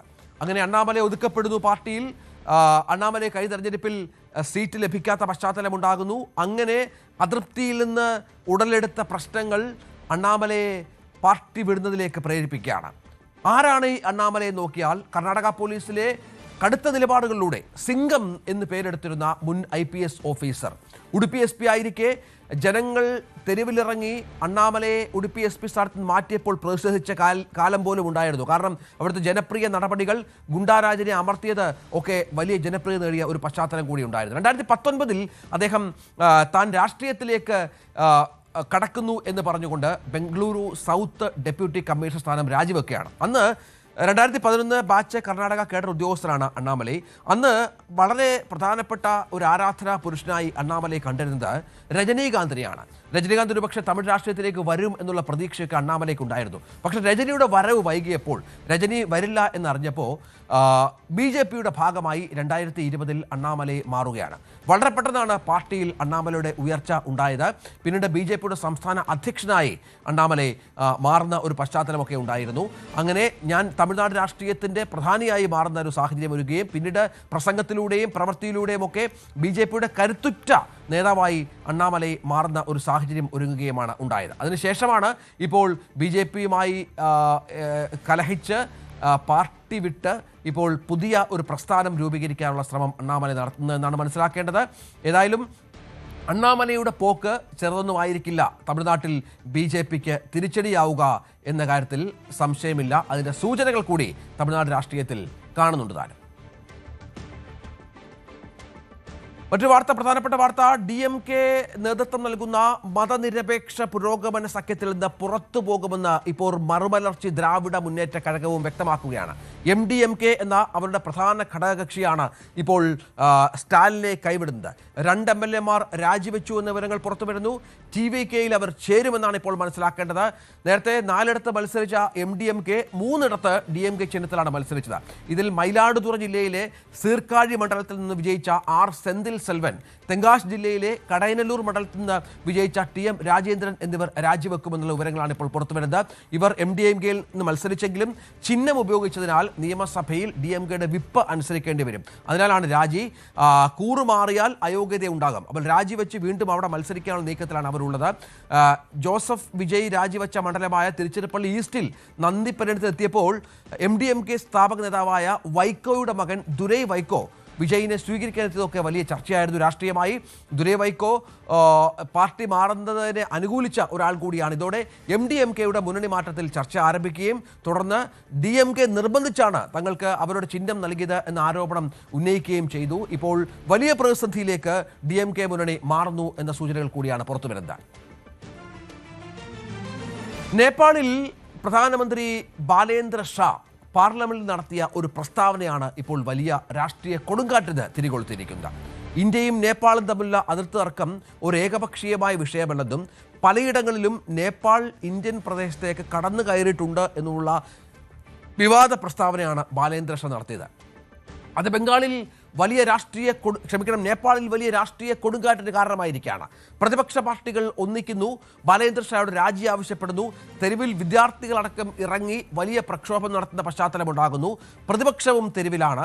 കാഠ്മണ്ഡുവിലെ മൈഥിഖർ മണ്ഡലത്തിൽ ഒത്തുചേർന്ന പ്രതിഷേധക്കാർ പരമാധികാരം സംരക്ഷിക്കുക എന്ന മുദ്രാവാക്യം ഉയർത്തുകയും ബാലേന്ദ്ര ഷായുടേത് രാജ്യവിരുദ്ധ പ്രസ്താവനയാണെന്ന് കുറ്റപ്പെടുത്തുകയും മറ്റും ചെയ്യുകയും അങ്ങനെ വലിയ എതിർപ്പ് ബാലേന്ദ്ര ഷാ നേരിടുന്ന ഒരു സാഹചര്യം ഉണ്ടാവുകയാണ്. ഇതിൽ ഇന്ത്യയും നിലപാട് വ്യക്തമാക്കിയിട്ടുണ്ട്. ഇത്തരത്തിൽ ഉള്ള പരാമർശം നേപ്പാൾ പ്രധാനമന്ത്രിയുടെ ഭാഗത്ത് ഞങ്ങൾ പ്രതീക്ഷിച്ചിരുന്നില്ല എന്നാണ് പറയുന്നത്. രൂക്ഷമായി ഇന്ത്യ പ്രതികരിക്കുന്നു. അതിർത്തി തർക്കങ്ങളിൽ ഒരു മൂന്നാം കക്ഷിക്കും സ്ഥാനമില്ല എന്ന് വിദേശകാര്യ മന്ത്രാലയം അസന്നിഗ്ധമായി വ്യക്തമാക്കുന്ന പശ്ചാത്തലവും ഒരുങ്ങി. ഇന്ത്യയുടെ പ്രതിരോധ മേഖലയ്ക്ക് കരുത്ത് പകർന്ന് തദ്ദേശീയമായി വികസിപ്പിച്ച രുദ്രം 2 മിസൈൽ സംവിധാനത്തിന്റെ പരീക്ഷണം വൻ വിജയം. പ്രതിരോധ ഗവേഷണ വികസന സംഘടനയും ഇന്ത്യൻ വ്യോമസേനയും സംയുക്തമായാണ് ആകാശത്ത് നിന്ന് കരയിലേക്ക് പായിക്കാവുന്ന ഈ മിസൈലിന്റെ പരീക്ഷണം നടത്തിയത്. ഒഡീഷ തീരത്തെ ചണ്ഡിപ്പൂർ ഇന്റഗ്രേറ്റഡ് ടെസ്റ്റ് റേഞ്ചിൽ വ്യോമസേനാ വിമാനത്തിൽ നിന്നായിരുന്നു മിസൈൽ തൊടുത്തത്. പരീക്ഷണത്തിന്റെ ഭാഗമായി നിശ്ചയിച്ചിരുന്ന എല്ലാ ലക്ഷ്യങ്ങളും മിസൈൽ കൃത്യതയോടെ കൈവരിച്ചതായി പ്രതിരോധ മന്ത്രാലയം വാർത്താക്കുറിപ്പിൽ അറിയിക്കുകയാണ്. മണിക്കൂറിൽ ഏതാണ്ട് 5.5 മാക് വേഗതയിൽ സഞ്ചരിക്കാൻ ശേഷിയുള്ള രുദ്രം 2 300 കിലോമീറ്റർ അകലെയുള്ള ശത്രു ലക്ഷ്യങ്ങളെ വരെ തകർക്കാൻ സാധിക്കും എന്നാണ് മനസ്സിലാക്കേണ്ടത്. ഏതായാലും 3 മുതൽ 15 വരെ കിലോമീറ്റർ ഉയരത്തിൽ പറക്കുന്ന സുഖോയ് ഉൾപ്പെടെയുള്ള യുദ്ധവിമാനങ്ങളിൽ നിന്നാണ് നിലവിൽ ഇത് നിക്ഷേപിക്കുക. നിലവിൽ ഇന്ത്യൻ വ്യോമസേന ഉപയോഗിക്കുന്ന റഷ്യൻ നിർമ്മിത KH-31 ആന്റി റേഡിയേഷൻ മിസൈലുകൾക്ക് പകരമായാണ് കൂടുതൽ ആധുനികമായ ഈ തദ്ദേശീയ മിസൈൽ സംവിധാനം ഇന്ത്യ വികസിപ്പിച്ചിരിക്കുന്നത്. IPL സീസൺ അവസാനിച്ചതിന് പിന്നാലെ ടൂർണമെന്റിലെ ടീമിനെ തിരഞ്ഞെടുത്ത ഇന്ത്യൻ സ്പിൻ ഇതിഹാസം രവിചന്ദ്ര അശ്വിൻ ഗുജറാത്ത് ടൈറ്റൻസിനെ പരാജയപ്പെടുത്തി റോയൽ ചലഞ്ചേഴ്സ് ബംഗളൂരു കിരീടമുയർത്തിന് പിന്നാലെയാണ് അശ്വിൻ തന്റെ യൂട്യൂബ് ചാനലിലൂടെ ടീമിനെ പ്രഖ്യാപിച്ചത്. ഓറഞ്ച് ക്യാപ്പ് സ്വന്തമാക്കിയ രാജസ്ഥാൻ റോയൽസിന്റെ യുവതാരം വൈഭവ് സൂര്യവംശിയാണ് അശ്വിന്റെ ടീമിലെ പ്രധാന ഓപ്പണർ. ഗുജറാത്ത് ക്യാപ്റ്റൻ ശുഭ്മാൻ ഗില്ലാണ് സൂര്യവംശിയുടെ പങ്കാളി. RCBയിൽ നിന്ന് ഓപ്പണറായി തുടങ്ങിയ വിരാട് കോഹ്ലിക്ക് അശ്വിൻ 3-ാം സ്ഥാനത്താണ് ഉൾപ്പെടുത്തിയത്. സീസണിൽ 56.25 ശരാശരിയിൽ 670 റൺസാണ് കോഹ്ലി അടിച്ചുകൂട്ടിയത്. ഹെൻറിച്ച് ക്ലാസൻ അശ്വിൻ്റെ ടീമിലുണ്ട്. 5-6 സ്ഥാനങ്ങളിൽ ക്യാപ്റ്റൻ രജത് പട്ടിദാറും നിതീഷ് റെഡ്ഡിയെയും ഉൾപ്പെടുത്തിയിട്ടുണ്ട്. നിതീഷ് റെഡ്ഡി 300 റൺസും 8 വിക്കറ്റും സ്വന്തമാക്കിയ താരമാണ്. കൃണാൽ പാണ്ഡ്യയും ടീമിൽ ഇടം പിടിച്ചിട്ടുണ്ടെന്ന് ശ്രദ്ധേയമാണ്. Jamie Overton, Sunil Narine, Kagiso Rabada എന്നിവരും ഒപ്പം ഭുവനേശ്വർ കുമാറും അശ്വിൻ്റെ ടീമിൻ്റെ ഭാഗമാണ്. ലോകത്തിലെ ഏറ്റവും വലിയ മിൽക്ക് ഫാക്ടറി ബംഗാളിൽ സ്ഥാപിക്കാനൊരുങ്ങുകയാണ് അമൂൽ. വലിയ തൈര് ഫാക്ടറി സ്ഥാപിക്കാൻ അമൂൽ ഒരുങ്ങുന്നു. BJP ഭരണം പിടിച്ച ബംഗാളിലും അസമിലും വൻ നിക്ഷേപ പദ്ധതികൾക്ക് തയ്യാറെടുപ്പിലാണ് അമൂൽ എന്നാണ് മനസ്സിലാക്കേണ്ടത്. ഇരു സംസ്ഥാനങ്ങളിലുമായി ഏകദേശം 800 കോടി രൂപയുടെ നിക്ഷേപ പദ്ധതികൾ അമൂൽ ആസൂത്രണം ചെയ്തിരിക്കുകയാണ്. ഇതിൽ 650 കോടി രൂപയും നിക്ഷേപിക്കുക ബംഗാളിലാണ് എന്ന വിവരം കൂടിയാണ് പുറത്തുവരുന്നത്. പ്രതിദിനം 10 ലക്ഷം കിലോഗ്രാമിലേറെ തൈരും സംഭാരവും ലസ്സിയും ഉൾപ്പെടെ നിർമ്മിക്കുന്ന ഫാക്ടറിയാണ് ഹൗറയിൽ അമൂൽ ആസൂത്രണം ചെയ്യുന്നത്. ഐസ്ക്രീം, പനീർ, നെയ്യ് തുടങ്ങിയവയും ഉൽപ്പാദിപ്പിക്കുന്ന പ്ലാന്റ് പ്രതിദിനം 15 ലക്ഷം ലിറ്റർ പാൽ സംസ്കരിക്കുമെന്നാണ് കരുതേണ്ടത്. ബംഗാളിലെ ഉപഭോക്താക്കൾക്ക് മാത്രമല്ല കർഷകർക്കും ഇത് വലിയ നേട്ടമാകുമെന്നാണ് മനസ്സിലാക്കേണ്ടത്. കാരണം ഏതാണ്ട് 1.9 കോടി കന്നുകാലികളുള്ള ഒരു സംസ്ഥാനം കൂടിയാണ് ബംഗാൾ. രാജ്യത്ത് 1-ാമതാണ്. ഉത്തർപ്രദേശിന് തൊട്ടുമുകളിലാണ് ബംഗാൾ. ഉത്തർപ്രദേശ് 1.87 കോടി കന്നുകാലികളുണ്ട് എന്നാണ് കണക്ക്. അങ്ങനെയുള്ള ഒരു സംസ്ഥാനത്താണ് അമൂൽ തങ്ങളുടെ വലിയ ഒരു പ്ലാന്റുമായി രംഗത്ത് വരുന്നുള്ളത് എന്നത് ഏറ്റവും പ്രധാനമാണ്. ആത്മീയ ഗുരു ചമഞ്ഞ് IIT ബിരുദധാരികളായ യുവതികളെ ലൈംഗികമായി ചൂഷണം ചെയ്ത സംഭവത്തിൽ ഞെട്ടിപ്പിക്കുന്ന വിവരങ്ങളാണ് ഇപ്പോൾ പുറത്തു വരുന്നത്. പീഡന ദൃശ്യങ്ങൾ പകർത്തി ഇരകളെയും കുടുംബാംഗങ്ങളെയും ഇയാൾ ഭീഷണിപ്പെടുത്തി ബ്ലാക്ക്മെയിൽ ചെയ്തു എന്നും പുറത്തു വരുന്നു. 29-കാരനായ IIT ബിരുദധാരി ഇതുമായി ബന്ധപ്പെട്ട മഥുരയിൽ അറസ്റ്റിലാവുകയായിരുന്നു. ഒഡീഷ സ്വദേശിയായ അഭിഷേക് മിശ്രയാണ് ഉത്തർപ്രദേശ് പോലീസിന്റെ പിടിയിലായത്. ആദികർത്ത നാരായൺ ദാസ് എന്ന വ്യാജ പേരിലാണ് ഇയാൾ ആത്മീയ തട്ടിപ്പ് നടത്തി വന്നത്. IIT റൂർക്കിയിൽ നിന്ന് 2021 പാസ് ഔട്ടായ മെക്കാനിക്കൽ എഞ്ചിനീയർ കൂടിയാണ് ഇയാൾ. അതിനുശേഷമാണ് ആശ്രമം തുടങ്ങുകയും ഇയാൾ ഈ പറഞ്ഞ പോലെ ഡിവോട്ടുകളെയൊക്കെ ആകർഷിക്കുകയും ചെയ്തത്. ഇയാൾക്കെതിരെ ഇപ്പോൾ ബലാത്സംഗ കുറ്റം ചുമത്തി കേസ് രജിസ്റ്റർ ചെയ്തു. കഴിഞ്ഞ 4 വർഷമായി മഥുരയിലെ രാധാകുഞ്ച് എന്ന സ്ഥലത്താണ് അഭിഷേക് മിശ്ര മതപ്രഭാഷകനായി സ്വയം പരിചയപ്പെടുത്തി ആളുകളെ സ്വാധീനിച്ചുകൊണ്ട് താമസിച്ചിരുന്നത്. ഇയാളുടെ യൂട്യൂബ് ചാനലിലൂടെ ഇയാൾ ചില വീഡിയോസൊക്കെ പുറത്തുവിട്ടിരുന്നു. ഒരേ സമയം 24ഓളം യുവാക്കളും യുവതികളും ഒരുമിച്ച് ഈ പ്രദേശത്ത് ഇയാൾക്കൊപ്പം താമസിച്ചതായും പോലീസ് അറിയിക്കുന്നുണ്ട്. ഇടവേള.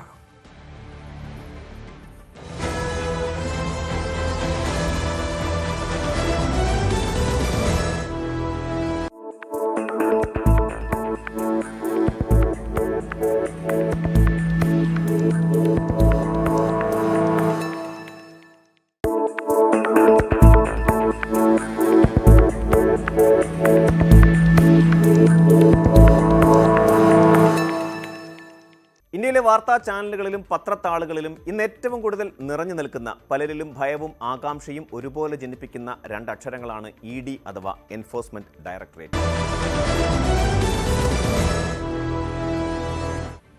സർക്കാർ ജീവനക്കാരുടെ സ്ഥലമാറ്റത്തിൽ നിയമസഭയിൽ ചർച്ച ആവശ്യപ്പെട്ട് പ്രതിപക്ഷം. സ്ഥലമാറ്റം ചട്ടവിരുദ്ധമെന്നാണ് ഇപ്പോൾ പ്രതിപക്ഷത്തിന്റെ ആരോപണം. വി ജോയിയാണ് അടിയന്തര പ്രമേയം കൊണ്ടുവന്നത്. പിണറായി വിജയൻ ഇതുമായി ബന്ധപ്പെട്ട് സംസാരിക്കുന്നു. സർ, ഇതോടെ സംഭവിച്ചൊരു കാര്യമുണ്ട്. സ്ഥലം മാറ്റം സുതാര്യവും മാനദണ്ഡപ്രകാരവും അഴിമതിരഹിതവുമായി എന്നതാണ്. ആ തരത്തിലാണ് സ്ഥലം മാറ്റം ഇവിടെ നടന്നിരുന്നത്. സർ, അധ്യയന വർഷം ആരംഭിക്കുന്നതിന് മുൻപ് നടപടികൾ പൂർത്തീകരിക്കുക എന്ന കാഴ്ചപ്പാടോടെയാണ് വിവിധ വകുപ്പുകൾ പൊതുസ്ഥലം മാറ്റത്തിനുള്ള നടപടികൾ സ്വീകരിക്കുന്നത്.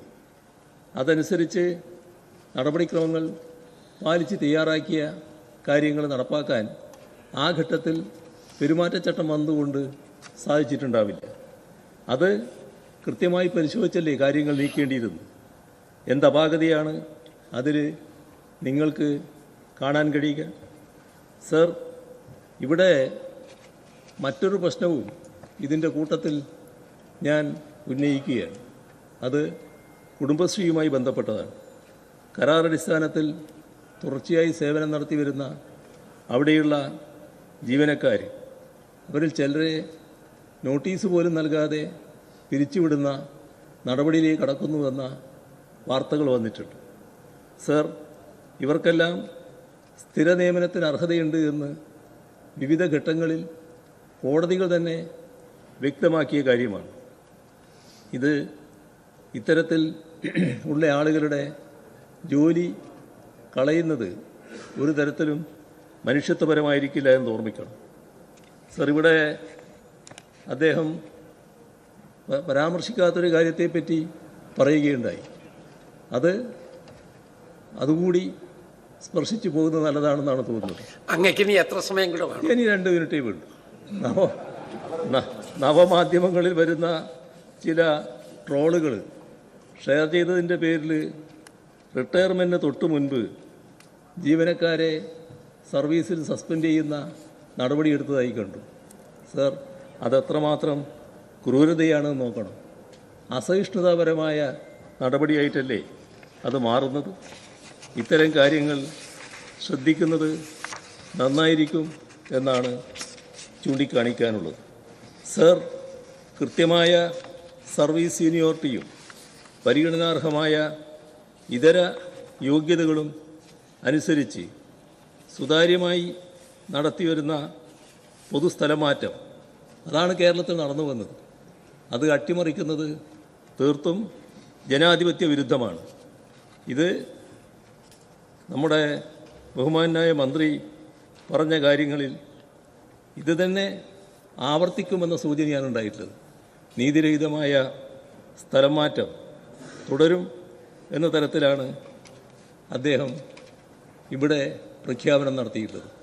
അതിൽ ശക്തമായ പ്രതിഷേധം രേഖപ്പെടുത്തിക്കൊണ്ട് ഞാനും എൻ്റെ കക്ഷിയും വാക്കൗട്ട് ചെയ്യുകയാണ്. വളരെ ഗൗരവപ്പെട്ടൊരു വിഷയം തന്നെയാണ് ഇന്നത്തെ അടിയന്തര പ്രമേയത്തിന് വിധേയമായിട്ടുള്ളത്. വിശദാംശങ്ങൾ ഇവിടെ പറഞ്ഞതുകൊണ്ട് ഞാനത് വിശദീകരിക്കുന്നില്ല. സാർ, നമ്മുടെ നിലവിൽ വിവിധ സർക്കാർ ഡിപ്പാർട്ട്മെൻറ്റുകളുടെ സ്ഥലം മാറ്റങ്ങളെക്കുറിച്ച് ആധികാരികമായി പഠിച്ചു മാനദണ്ഡങ്ങൾ തയ്യാറാക്കിയ ഗവൺമെൻറ് ഉത്തരവ് 3/2017 പ്രകാരമുള്ള നടപടിക്രമങ്ങൾ ഓൺലൈനായി പരമാവധി വകുപ്പുകൾ നടത്തണം എന്ന് നിശ്ചയിച്ചൊരു കാലത്തിന് ശേഷമുള്ള വിഷയമാണ് സാർ ഇവിടെ ചർച്ചയ്ക്കെടുക്കുന്നത്. ബഹുമാനപ്പെട്ട അംഗം ഇവിടെ സൂചിപ്പിച്ചതുപോലെ, മന്ത്രി മറുപടിയിൽ പറഞ്ഞതുപോലെ, ഒരു സ്ഥലമാറ്റത്തിൽ സ്ഥാപിത താൽപര്യക്കാരെ അഴിഞ്ഞാടാൻ വിട്ടാൽ പവർ ബ്രോക്കർമാരും ദല്ലാളന്മാരും അധികാരത്തിന്റെ ഇടനാഴികളിൽ ആധിപത്യം സ്ഥാപിക്കുമെന്നാണ് പ്രതിപക്ഷ നേതാവ് പറഞ്ഞത്. ജീവനക്കാരുടെ ശക്തമായ പ്രക്ഷോഭം ഇതിനെതിരെ ഉയരും. ഇതനുസരിച്ച് ഇത് പറഞ്ഞുകൊണ്ട് പ്രതിപക്ഷം ഇപ്പോൾ വാക്കൗട്ട് ചെയ്തിരിക്കുകയാണ് സഭ എന്നാണ് മനസ്സിലാക്കേണ്ടത്. സണ്ണി ജോസഫ് ഇതുമായി ബന്ധപ്പെട്ട് മറുപടി നൽകിയിരുന്നു. സ്ഥലമാറ്റം രാഷ്ട്രീയ ലക്ഷ്യം വെച്ചല്ല എന്നാണ് വ്യക്തമാക്കിയത്. ഭരണപരമായ സൗകര്യം വെച്ചുള്ള സ്വാഭാവിക സ്ഥലമാറ്റം മാത്രമാണ്. ജീവനക്കാരുടെ പരാതി അനുഭാവപൂർവ്വം പരിഗണിച്ച് പരിഹരിക്കാമെന്നും മന്ത്രി വ്യക്തമാക്കി. സർക്കാർ ജീവനക്കാരുടെ പൊതു സ്ഥലം മാറ്റം 25/2/2017 സർക്കാർ ഉത്തരവ് നമ്പർ 3 വ്യവസ്ഥകൾക്ക് വിധേയമായാണ് നടപ്പിലാക്കി വരുന്നത്. സംസ്ഥാനത്ത് പുതിയ സർക്കാർ അധികാരമേറ്റതിനെ തുടർന്ന് ഭരണപരമായ സൗകര്യാർത്ഥം നടക്കുന്ന സ്വാഭാവിക സ്ഥലം മാറ്റങ്ങളും റിട്ടയർമെൻറ്റ് മൂലമുള്ള മാറ്റങ്ങളും മാത്രമാണ് നടത്തിയിട്ടുള്ളത്.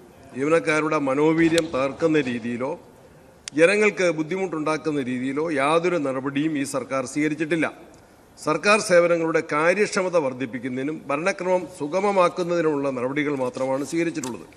ഏതെങ്കിലും ജീവനക്കാർക്ക് ഇക്കാര്യത്തിൽ പരാതികളുള്ള പക്ഷം ആയത് അനുഭാവപൂർവ്വം പരിഗണിച്ച് പരിഹാരമുണ്ടാക്കുന്നതിന് സർക്കാർ തയ്യാറാണെന്ന കാര്യവും സഭയെ അറിയിക്കുന്നു.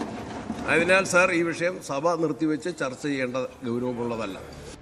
വി അരുൺ വിവരങ്ങളുമായി ചേരും. അരുണ്, ഈ സ്ഥലമാറ്റം എന്ന് പറയുമ്പോൾ UDF സർക്കാർ അധികാരത്തിൽ വന്നതിന് ശേഷം തുടർച്ചയായി ജീവനക്കാർക്ക് മാറ്റം, നേരത്തെ ഭരണപക്ഷ അനുകൂലമുള്ള ജീവനക്കാർക്ക് ഒരുപാട് മാറ്റങ്ങൾ സംഭവിച്ചിട്ടുണ്ട്.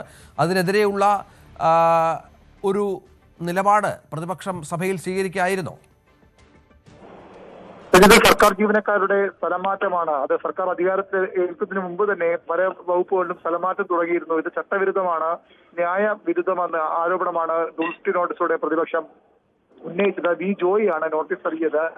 ഇതിന്റെ ചർച്ചയ്ക്കിടയിലാണ് അന്യ ജീവനക്കാരെ സ്ഥലം മാറ്റുന്നു, ഇത് രാഷ്ട്രീയ പകപോക്കലാണെന്ന ആരോപണം പലരും ട്രിബ്യൂണൽ തന്നെ, അഡ്മിനിസ്ട്രേറ്റീവ് ട്രിബ്യൂണൽ തന്നെ സ്റ്റേ ചെയ്തിട്ടുണ്ട്. എന്നിട്ടും ഈ സ്ഥലമാറ്റം തുടരുന്നുവെന്ന് ജോയി ആരോപിച്ചത്. പിന്നീട് പ്രതിപക്ഷ നേതാക്കൾ സംസാരിക്കുമ്പോഴും ഗുരുതരമായ ആരോപണങ്ങൾ ഉന്നയിച്ചു. ഇത്തരത്തിൽ പവർ ബ്രോക്കർമാരും അതുപോലെ തന്നെ ഇത്തരം സ്ഥലമാറ്റങ്ങൾ ഉണ്ടായാൽ അധികാരത്തിൽ ഇടനാഴികൾ പവർ ബ്രോക്കർമാരും ദല്ലാളന്മാരും ഇടം പിടിക്കും, അവർ ആധിപത്യം സ്ഥാപിക്കും. അങ്ങനെ പേര് അതിനെ ന്യായീകരിച്ചാൽ അത് വലിയ പ്രശ്നങ്ങളിലേക്ക് പോകുമെന്നും പ്രതിപക്ഷ നേതാവ് മുന്നറിയിപ്പ് നൽകി. തുടർന്ന് പ്രതിപക്ഷം സഭയിൽ നിന്ന് ഇറങ്ങിപ്പോയി. സർക്കാരിൽ സംസാരിച്ചത് പാർലമെന്ററി കാര്യമന്ത്രി സണ്ണി ജോസഫ്. അദ്ദേഹം പറഞ്ഞത് കഴിഞ്ഞ സർക്കാരിന്റെ രീതിയല്ല ഈ സർക്കാർ സ്ഥലമാറ്റത്തിൽ തുടരുന്നത്, കൃത്യമായും നീതിയുക്തമായും ഭരണ സൗകര്യത്തിന് വേണ്ടിയുള്ള സ്ഥലമാറ്റങ്ങൾ മാത്രമാണ് നടത്തുന്നത്. കഴിഞ്ഞ 10 വർഷം സെക്രട്ടേറിയറ്റ് പോലും കണ്ടിട്ടില്ലാത്ത ഉദ്യോഗസ്ഥർ അവിടെയുണ്ട്. ആ രീതിയിൽ രാഷ്ട്രീയ സ്ഥലമാറ്റങ്ങൾ, ഒരു ഡസനിലേറെ സ്ഥലമാറ്റങ്ങൾക്ക് വിധേയരാക്കപ്പെട്ട സർവീസ് സംഘടനാ നേതാക്കളുണ്ട്. നവീൻ ബാബുവിന്റെ ആത്മഹത്യ പോലും സ്ഥലമാറ്റത്തിന്റെ പേരിലായിരുന്നില്ലേ എന്ന് തിരിച്ചടിച്ചു സണ്ണി ജോസഫ്. എന്നാൽ ഇത്തരം കാര്യങ്ങൾ ഈ സർക്കാരിൽ നിന്നുണ്ടാകില്ല, കഴിഞ്ഞ സർക്കാർ നയം പിന്തുടരില്ല എന്ന് മന്ത്രി വ്യക്തമാക്കി. അതിനുശേഷമാണ് പ്രതിപക്ഷം ഇറങ്ങിപ്പോയത്. ഇതിനിടയിൽ സണ്ണി ജോസഫിന്റെ അളിയനെ, ഭാര്യയുടെ സഹോദരനെ അദ്ദേഹത്തിന്റെ പേഴ്സണൽ സ്റ്റാഫ് നിയമിച്ചതിനെതിരെ വിമർശനം ഉണ്ടായി. ജോയിയാണ് ആരോപണം ഉന്നയിച്ചത്. ബന്ധു നിയമനമാണ് നടത്തുന്നത്, ചട്ടവിരുദ്ധമായ സ്ഥലമാറ്റം സർക്കാർ മന്ത്രിമാരുടെ ബന്ധുക്കളെ വലിയ പദവിയിൽ നിയമിക്കുന്നു എന്ന ആരോപണവും സഭയിൽ ഉന്നയിച്ചു. എന്നാൽ ഇതിന് സണ്ണി ജോസഫ് മറുപടി പറഞ്ഞില്ല. ശരി, വി അരുൺ വിവരങ്ങൾ പങ്കുവച്ചു. സംസ്ഥാനത്തിന്റെ ധനസ്ഥിതി സംബന്ധിച്ച് ധവളപത്രം നാളെ പുറത്തിറക്കും. വി ഡി സതീശൻ അധികാരത്തിലെത്തുന്നതിന് മുൻപ് തന്നെ ഇക്കാര്യം വ്യക്തമാക്കിയിരുന്നു. തങ്ങളുടെ സർക്കാർ അധികാരത്തിൽ വന്നാൽ ധവളപത്രം സാമ്പത്തിക സ്ഥിതി സംബന്ധിച്ച് ഇറക്കുമെന്ന്. അതിനുശേഷം വിദഗ്ധ സമിതി നിയമിച്ചു. റിപ്പോർട്ട് ഇന്ന് തന്നെ കൈമാറുമെന്നാണ് ഇപ്പോൾ വിവരം പുറത്തുവരുന്നത്. പ്രതിപക്ഷ ഉപനേതൃസ്ഥാനത്തിലുള്ള CPM CPI ചർച്ച ഇന്ന്. CPI സംസ്ഥാന സെക്രട്ടറി ബിനോയ് വിശ്വം CPM സംസ്ഥാന സെക്രട്ടറി MV ഗോവിന്ദനെ കാണും. CPIക്ക് പ്രതിപക്ഷ നേതൃസ്ഥാനം നൽകാനാവില്ല എന്നാണ് CPM നിലപാട്. വി അരുൺ തുടരുന്നുണ്ട്. അരുണ്, ഇതൊരു തർക്കമായി LDFൽ മാറുന്നുണ്ട്.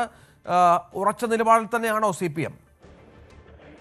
CPI കടുത്ത പ്രതിസന്ധിയിലായിരിക്കുന്നു. കാരണം മുന്നണിയിൽ ധാരണയാകാതെ, മുന്നണി നേതൃത്വത്തിന്റെ അനുമതി കിട്ടാതെ ഉപനേതാവ് പദവിയിൽ കിട്ടിയേ മതിയാകുന്ന നിലപാട് പരസ്യപ്പെടുത്തുകയായിരുന്നു CPIയുടെ സംസ്ഥാന സെക്രട്ടറി ബിനോയ് വിശ്വം ചെയ്തത്. അത് മുന്നണി മര്യാദ ലംഘനം എന്ന ഒരു നിലപാടിലേക്ക് CPM പോയി. മാത്രമല്ല, കീഴ്വഴക്കമനുസരിച്ച് CPM ആണ് ഈ ഉപനേതാവ് പദവി കൈകാര്യം ചെയ്യുന്നത്. 2006 മുതൽ അങ്ങനെയാണ് ഉണ്ടായിട്ടുള്ളത്. 2011 UDF വന്നപ്പോഴും അവർ ഉപനേതാവ് പദവി ഏറ്റെടുത്തിരുന്നു. പക്ഷേ CPIക്ക് ഒരു ഘട്ടത്തിലും ഇടതുമുന്നണിയുടെ പ്രതിപക്ഷത്ത് വരുമ്പോൾ ഈ ഉപനേതാവ് പദവി നൽകിയിരുന്നില്ല. എന്നിട്ടും CPIന് ആവശ്യം ഉന്നയിക്കുന്നതിൽ പരസ്യമായ നിലപാടെടുത്തതിൽ CPMന് കടുത്ത അതൃപ്തിയുണ്ട്. ഇന്നലെ CPM സംസ്ഥാന സെക്രട്ടറി MV ഗോവിന്ദൻ അത് ഏറെക്കുറെ പരസ്യമാക്കി തന്നെ ആ നിലപാട് പറയുകയും ചെയ്തു. ഏതായാലും ഇപ്പോൾ പ്രശ്നപരിഹാരത്തിന് കൂടി വഴി തുറക്കുന്നു വേണം മനസ്സിലാക്കാൻ. 10:15 ബിനോയ് വിശ്വം AK എത്തും. അവിടെ MV ഗോവിന്ദനുമായി ചർച്ച നടത്തും. ആ ചർച്ചയിൽ പരിഹാരമുണ്ടാകുമെന്ന പ്രതീക്ഷയാണ് പൊതുവിൽ മുന്നണി നേതൃത്വത്തിനുള്ളത്. ശരി അരുൺ. മന്ത്രി ബിന്ദു കൃഷ്ണയുടെ പ്രൈവറ്റ് സെക്രട്ടറിയെ ചൊല്ലി വിവാദം. ശരത്ചന്ദ്രൻ എന്ന പ്രൈവറ്റ് സെക്രട്ടറിക്ക് BJP ബന്ധമെന്നാണ് കോൺഗ്രസ് പ്രാദേശിക നേതൃത്വത്തിന്റെ ആരോപണം. മണ്ഡലം കമ്മിറ്റി മന്ത്രിക്ക് പരാതി നൽകി. KC വേണുഗോപാലിന്റെ നിർദ്ദേശപ്രകാരമാണ് ശരത്ചന്ദ്രനെ സ്റ്റാഫിൽ ഉൾപ്പെടുത്തുന്നതെന്നാണ് ആരോപണം. നെടുമങ്ങാട് 1.5 വയസ്സുകാരന്റെ ക്രൂര കൊലപാതകത്തിൽ ഞെട്ടിപ്പിക്കുന്ന വിവരങ്ങൾ പുറത്ത്. കൊലപാതകത്തിന് 3 ആഴ്ച മുൻപ് തുടർച്ചയായി ശാരീരിക പീഡനം ഏറ്റെടുത്തതായി പോലീസിന്റെ കണ്ടെത്തൽ. ശരീരത്തിലുണ്ടായിരുന്നത് 50 മാരക മുറിവുകളാണ് എന്ന വിവരം കൂടി പോലീസ് ഇപ്പോൾ പുറത്തുവിടുന്നുണ്ട്. ആന്തരിക അവയവങ്ങളുടെ പ്രവർത്തനങ്ങളും തകരാറിലായിരുന്നു. തലയോട്ടിക്കുള്ളിൽ പലയിടത്തായി നീർക്കെട്ടുണ്ടായതായും പോസ്റ്റ്മോർട്ടത്തിൽ കണ്ടെത്തി. കൃത്യത്തിൽ കുഞ്ഞിന്റെ രണ്ടാനച്ഛൻ തനിച്ചാണോ പങ്കാളിയായതെന്ന് കണ്ടെത്താനുള്ള വിശദമായ അന്വേഷണമാണ് പോലീസ് നടത്തുന്നത്. മറ്റു വാർത്തയിലേക്ക്. പിലാത്തറയിലെ കാർ കവർച്ചയിൽ സ്വർണം പൊട്ടിക്കൽ സംഘമെന്ന് സംശയിക്കുന്നു. കാറിന്റെ ദൃശ്യങ്ങൾ ന്യൂസ് 18 കിട്ടി. അക്രമി സംഘം മഹാരാഷ്ട്ര സ്വദേശികളുടെ കാറിനൊപ്പം സഞ്ചരിക്കുന്ന ദൃശ്യങ്ങളാണ് ഇപ്പോൾ പുറത്തു വന്നത്. 1/2 കോടിയിലധികം രൂപയുടെ സ്വർണ്ണമാണ് നഷ്ടമായിരിക്കുന്നത്. സീറ്റിനടിയിലെ രഹസ്യാറയിൽ സൂക്ഷിച്ച 55 ലക്ഷം നഷ്ടമായതായി കാറിന്റെ ഉടമ അശോക് യശ്വന്തും വ്യക്തമാക്കി.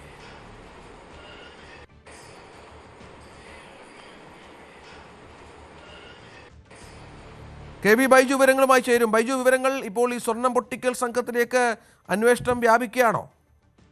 രഞ്ജിത്തെ, തീർച്ചയായും ഈ കേസിൽ നിർണായക തെളിവാണ് ഇപ്പോൾ ന്യൂസ് 18 പുറത്തുവിടുന്നത്. അതായത് ഇവർ സഞ്ചരിച്ചിരുന്ന കാറിനെ പിന്തുടരുന്ന ഈ അക്രമി സംഘത്തിന്റെ ദൃശ്യം വളരെ നിർണായകമാണ് ഈ കേസിൽ. എന്തായാലും ഈ പരാതി 25 ഗ്രാം സ്വർണം നഷ്ടപ്പെട്ടു എന്നാണ്. പക്ഷെ അതല്ല, 55 ലക്ഷം രൂപ ഈ കാറിൽ നിന്നും കൊള്ളയടിച്ചിട്ടുണ്ടെന്നിപ്പോൾ ഉടമ വ്യക്തമാക്കുന്നു. അത്തരത്തിലുള്ള മൊഴിയാണ് ഇപ്പോൾ പോലീസിന് ലഭിച്ചിരിക്കുന്നത്. ഈ കേസിൽ തുടക്കത്തിൽ തന്നെ സംശയമുണ്ടായിരുന്നു. വലിയ തോതിൽ പണം ഈ കാറിൽ ഉണ്ടായിരുന്നു. അത് കൊള്ളയടിക്കാനാണ് ഈ സംഘം എത്തിയത്. ഏതായാലും അതിപ്പോൾ പോലീസ് അന്വേഷണത്തിൽ കണ്ടെത്തിയിരിക്കുന്നു. 55 ലക്ഷം രൂപ ഈ കാറിന്റെ സീറ്റിനടിയിൽ പ്രത്യേക അറയിലായി ഒളിപ്പിച്ചു വെച്ച ആ പണമാണ് ഇപ്പോൾ കൊള്ളയടിച്ചിരിക്കുന്നത് വിവരമാണ് വരുന്നത്. ഏതായാലും കേരളത്തിൽ നിന്നുള്ള സംഘം തന്നെയാണ്.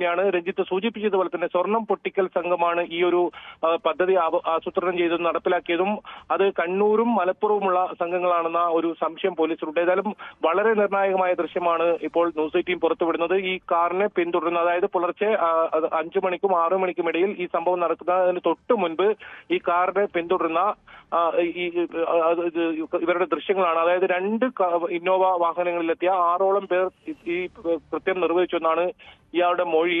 അത് സ്ഥിരീകരിക്കുന്ന ദൃശ്യമാണ് ഇപ്പോൾ വന്നിട്ടുള്ളത്. അതോടൊപ്പം വളരെ പ്രധാനപ്പെട്ട വിവരം പോലീസിന് ലഭിച്ചിരിക്കുന്നതും ഞാൻ സൂചിപ്പിച്ചതുപോലെ തന്നെ 55 ലക്ഷം രൂപ ഈ വാഹനത്തിനകത്ത് ഉണ്ടായിരുന്നു എന്നാണ്. മഹാരാഷ്ട്രയിലെ സാംഗ്ലിയിൽ നിന്നും തലശ്ശേരിയിലേക്കാണ് ഈ പണം കൊണ്ടുവരുന്നുണ്ടായത്. അതിനിടയിലാണ് ഇത്തരത്തിൽ കൃത്യമായ ആസൂത്രണത്തോടു കൂടി ഒരു കവർച്ച നടന്നതെന്ന വിവരവും കൂടി ഇപ്പോൾ പുറത്തു വരുന്നുണ്ട്. എന്തായാലും കൂടുതൽ അന്വേഷണം ഇതിൽ പോലീസ് ഇപ്പോൾ ആരംഭിച്ചിട്ടുണ്ട്. ഒപ്പം ഈ അശോക് എന്ന് പറയുന്ന ഇതിന്റെ ഉടമയാണ് ഈ പണം കൊടുത്തേച്ചെന്നാണ് പോലീസിന് ലഭിച്ചിരിക്കുന്നത്. ഇവർ ഒരുമിച്ചായിരുന്നു മഹാരാഷ്ട്രയിലേക്ക് പോയിരുന്നത്. തിരിച്ചു വരുമ്പോൾ അശ്വന്ത് കാറിന്റെ ഉടമ ബസ്സിൽ നാട്ടിലേക്ക് വരികയായിരുന്നു. ഇവർ സംഘം 5 പേരടങ്ങുന്ന സംഘം കാറിലും എത്തുകയായിരുന്നു. അങ്ങനെ എടാട്ടെത്തുമ്പോഴാണ് ഇങ്ങനെ ഈ രീതിയിൽ ഇന്നോവ വാഹനത്തിൽ പിന്തുടർന്ന് ഈ കാറ് തട്ടിക്കൊണ്ടുപോയി വിജനമായ ഒരു സ്ഥലത്ത് നിന്നും ഇത്തരത്തിൽ ഇതിൽ കൃത്യമായ ആരോ ഇത് മനസ്സിലാക്കിയ ആളാണ് ഈ കൃത്യം, അല്ലെങ്കിൽ സംഘമാണ് ഈ കൃത്യം നടത്തിയെന്നാണ് തീർച്ചയായും കൃത്യമായ ദൃശ്യങ്ങൾ കൂടി പോലീസിന് കിട്ടിയ പശ്ചാത്തലത്തിലാണ് അന്വേഷണം വ്യാപകമാക്കുന്നത് എന്ന് വേണം മനസ്സിലാക്കാൻ. കെ.വി. ബൈജു ആണ് വിവരങ്ങൾ പങ്കുവച്ചത്. പെൺകുട്ടികളെ ആക്രമിച്ച കേസിലെ മുഖ്യപ്രതി അക്ബറിന് സെക്സ് റാക്കറ്റുമായി ബന്ധമെന്ന് പോലീസ്. അക്ബറിനെതിരെ പോക്സോ കേസ് നിലവിലുണ്ട്. അക്ബറിന്റെ ഹോട്ടലിലും പോലീസ് പരിശോധന നടത്തി. ഹോട്ടൽ നടത്തിപ്പിൽ ദുരൂഹതയുണ്ടെന്നും പോലീസ് വ്യക്തമാക്കി. ആജ്ഞ രവീന്ദ്രൻ വിവരങ്ങളുമായി ചേരും. ആജ്ഞ, കൂടുതൽ വിവരങ്ങൾ, കൂടുതൽ കണ്ടെത്തലുകളിലേക്ക് ഈ കേസിൽ പോലീസ് എത്തുകയാണോ? ആജ്ഞ രവീന്ദ്രൻ ടെലിഫോൺ ലൈനിലില്ല. മറ്റു വാർത്ത, കൊല്ലം മുണ്ടയ്ക്കലിൽ കനത്ത മഴയിൽ അംഗൻവാടി കെട്ടിടത്തിന്റെ ഷെഡ് നിലം പതിച്ചു. ഇന്നലെ വൈകിട്ട് 6:30-ക്കാണ് സംഭവം. അപകടമുണ്ടായത്. 3 മണിവരെ അംഗനവാടിയിൽ കുട്ടികൾ ഉണ്ടായിരുന്നു. 20ഓളം കുട്ടികളാണ് ഇവിടെ പഠിക്കുന്നത്. അതേസമയം പഠന സമയം അല്ലാത്തതിനാൽ വലിയ അപകടം ഒഴിവായി. സമീപത്തെ വീടുകൾക്ക് മുന്നിലേക്കാണ് കൂറ്റൻ ഷീറ്റ് തകർന്നു വീണത്. തകർന്ന ഷെഡ് തുരുമ്പെടുത്ത നിലയിലുമാണ്. സംഭവം നടന്നത് ചുഴലിക്കാറ്റ് തന്നെ ആയിരുന്നു. ചുഴലി പോലെ ഇങ്ങനെ കറങ്ങി അടിച്ചാണ് വന്നത്. അവിടെ നിന്ന് ഇങ്ങനെ വന്ന് ഇത് മൊത്തത്തിൽ ഇളകി വീണിട്ട് തീ പോലെ ആയിരുന്നു, പടർന്ന് കയറുമായിരുന്നു. അങ്ങനെ ഞാൻ വിളിച്ചു പോയി, ആൾക്കാരെ മൊത്തം വിളിച്ചിറക്കി. പിള്ളേരുള്ള സമയമായിരുന്നു. പിള്ളേർ 3 മണി സമയത്ത് പോയി. 10-20 പിള്ളേരുള്ള അംഗനവാടിയാണ്. ആ സമയത്ത് 3 മണിക്ക് അംഗനവാടി വിട്ട് 6:30 മണിക്ക് സംഭവം നടക്കുന്നു. എങ്ങനെ ഉണ്ടായത്? 6:30 മണിക്ക് ഒരു കാറ്റ് വന്ന് ചുഴലി പോലെ ആയിരുന്നു, കറങ്ങി അടിക്കുകയായിരുന്നു. വെള്ളത്തോടെ കറങ്ങി അടിച്ച് ഷീറ്റ് മൊത്തത്തിൽ വന്ന് വീണ് കഴിഞ്ഞിട്ട് തീ പോലെ വന്ന് അവിടെ 3 പേര് നിൽപ്പുണ്ടായിരുന്നു. 2 പേരെ അടിച്ച് പറത്തി കൊണ്ടുവന്ന് ഒരാൾ ചീലാന്തിക്കകത്ത് കെട്ടിപ്പിടിച്ച് നിൽക്കുകയായിരുന്നു. ഇവിടെ എത്ര കുട്ടികൾ? 20 പിള്ളേരുകളുണ്ട്. 20ഓളം പിള്ളേരുകളുണ്ട് അല്ലേ? വലിയ അപകടമാണ് ഒഴിവായത്. നമുക്ക് 9 മണി വാർത്ത പൂർത്തിയാക്കാം. ഇനി 10 മണിക്ക് ന്യൂസ് ട്രെൻഡ്സുമായി ടി ജി സജിത്ത് ചേരും.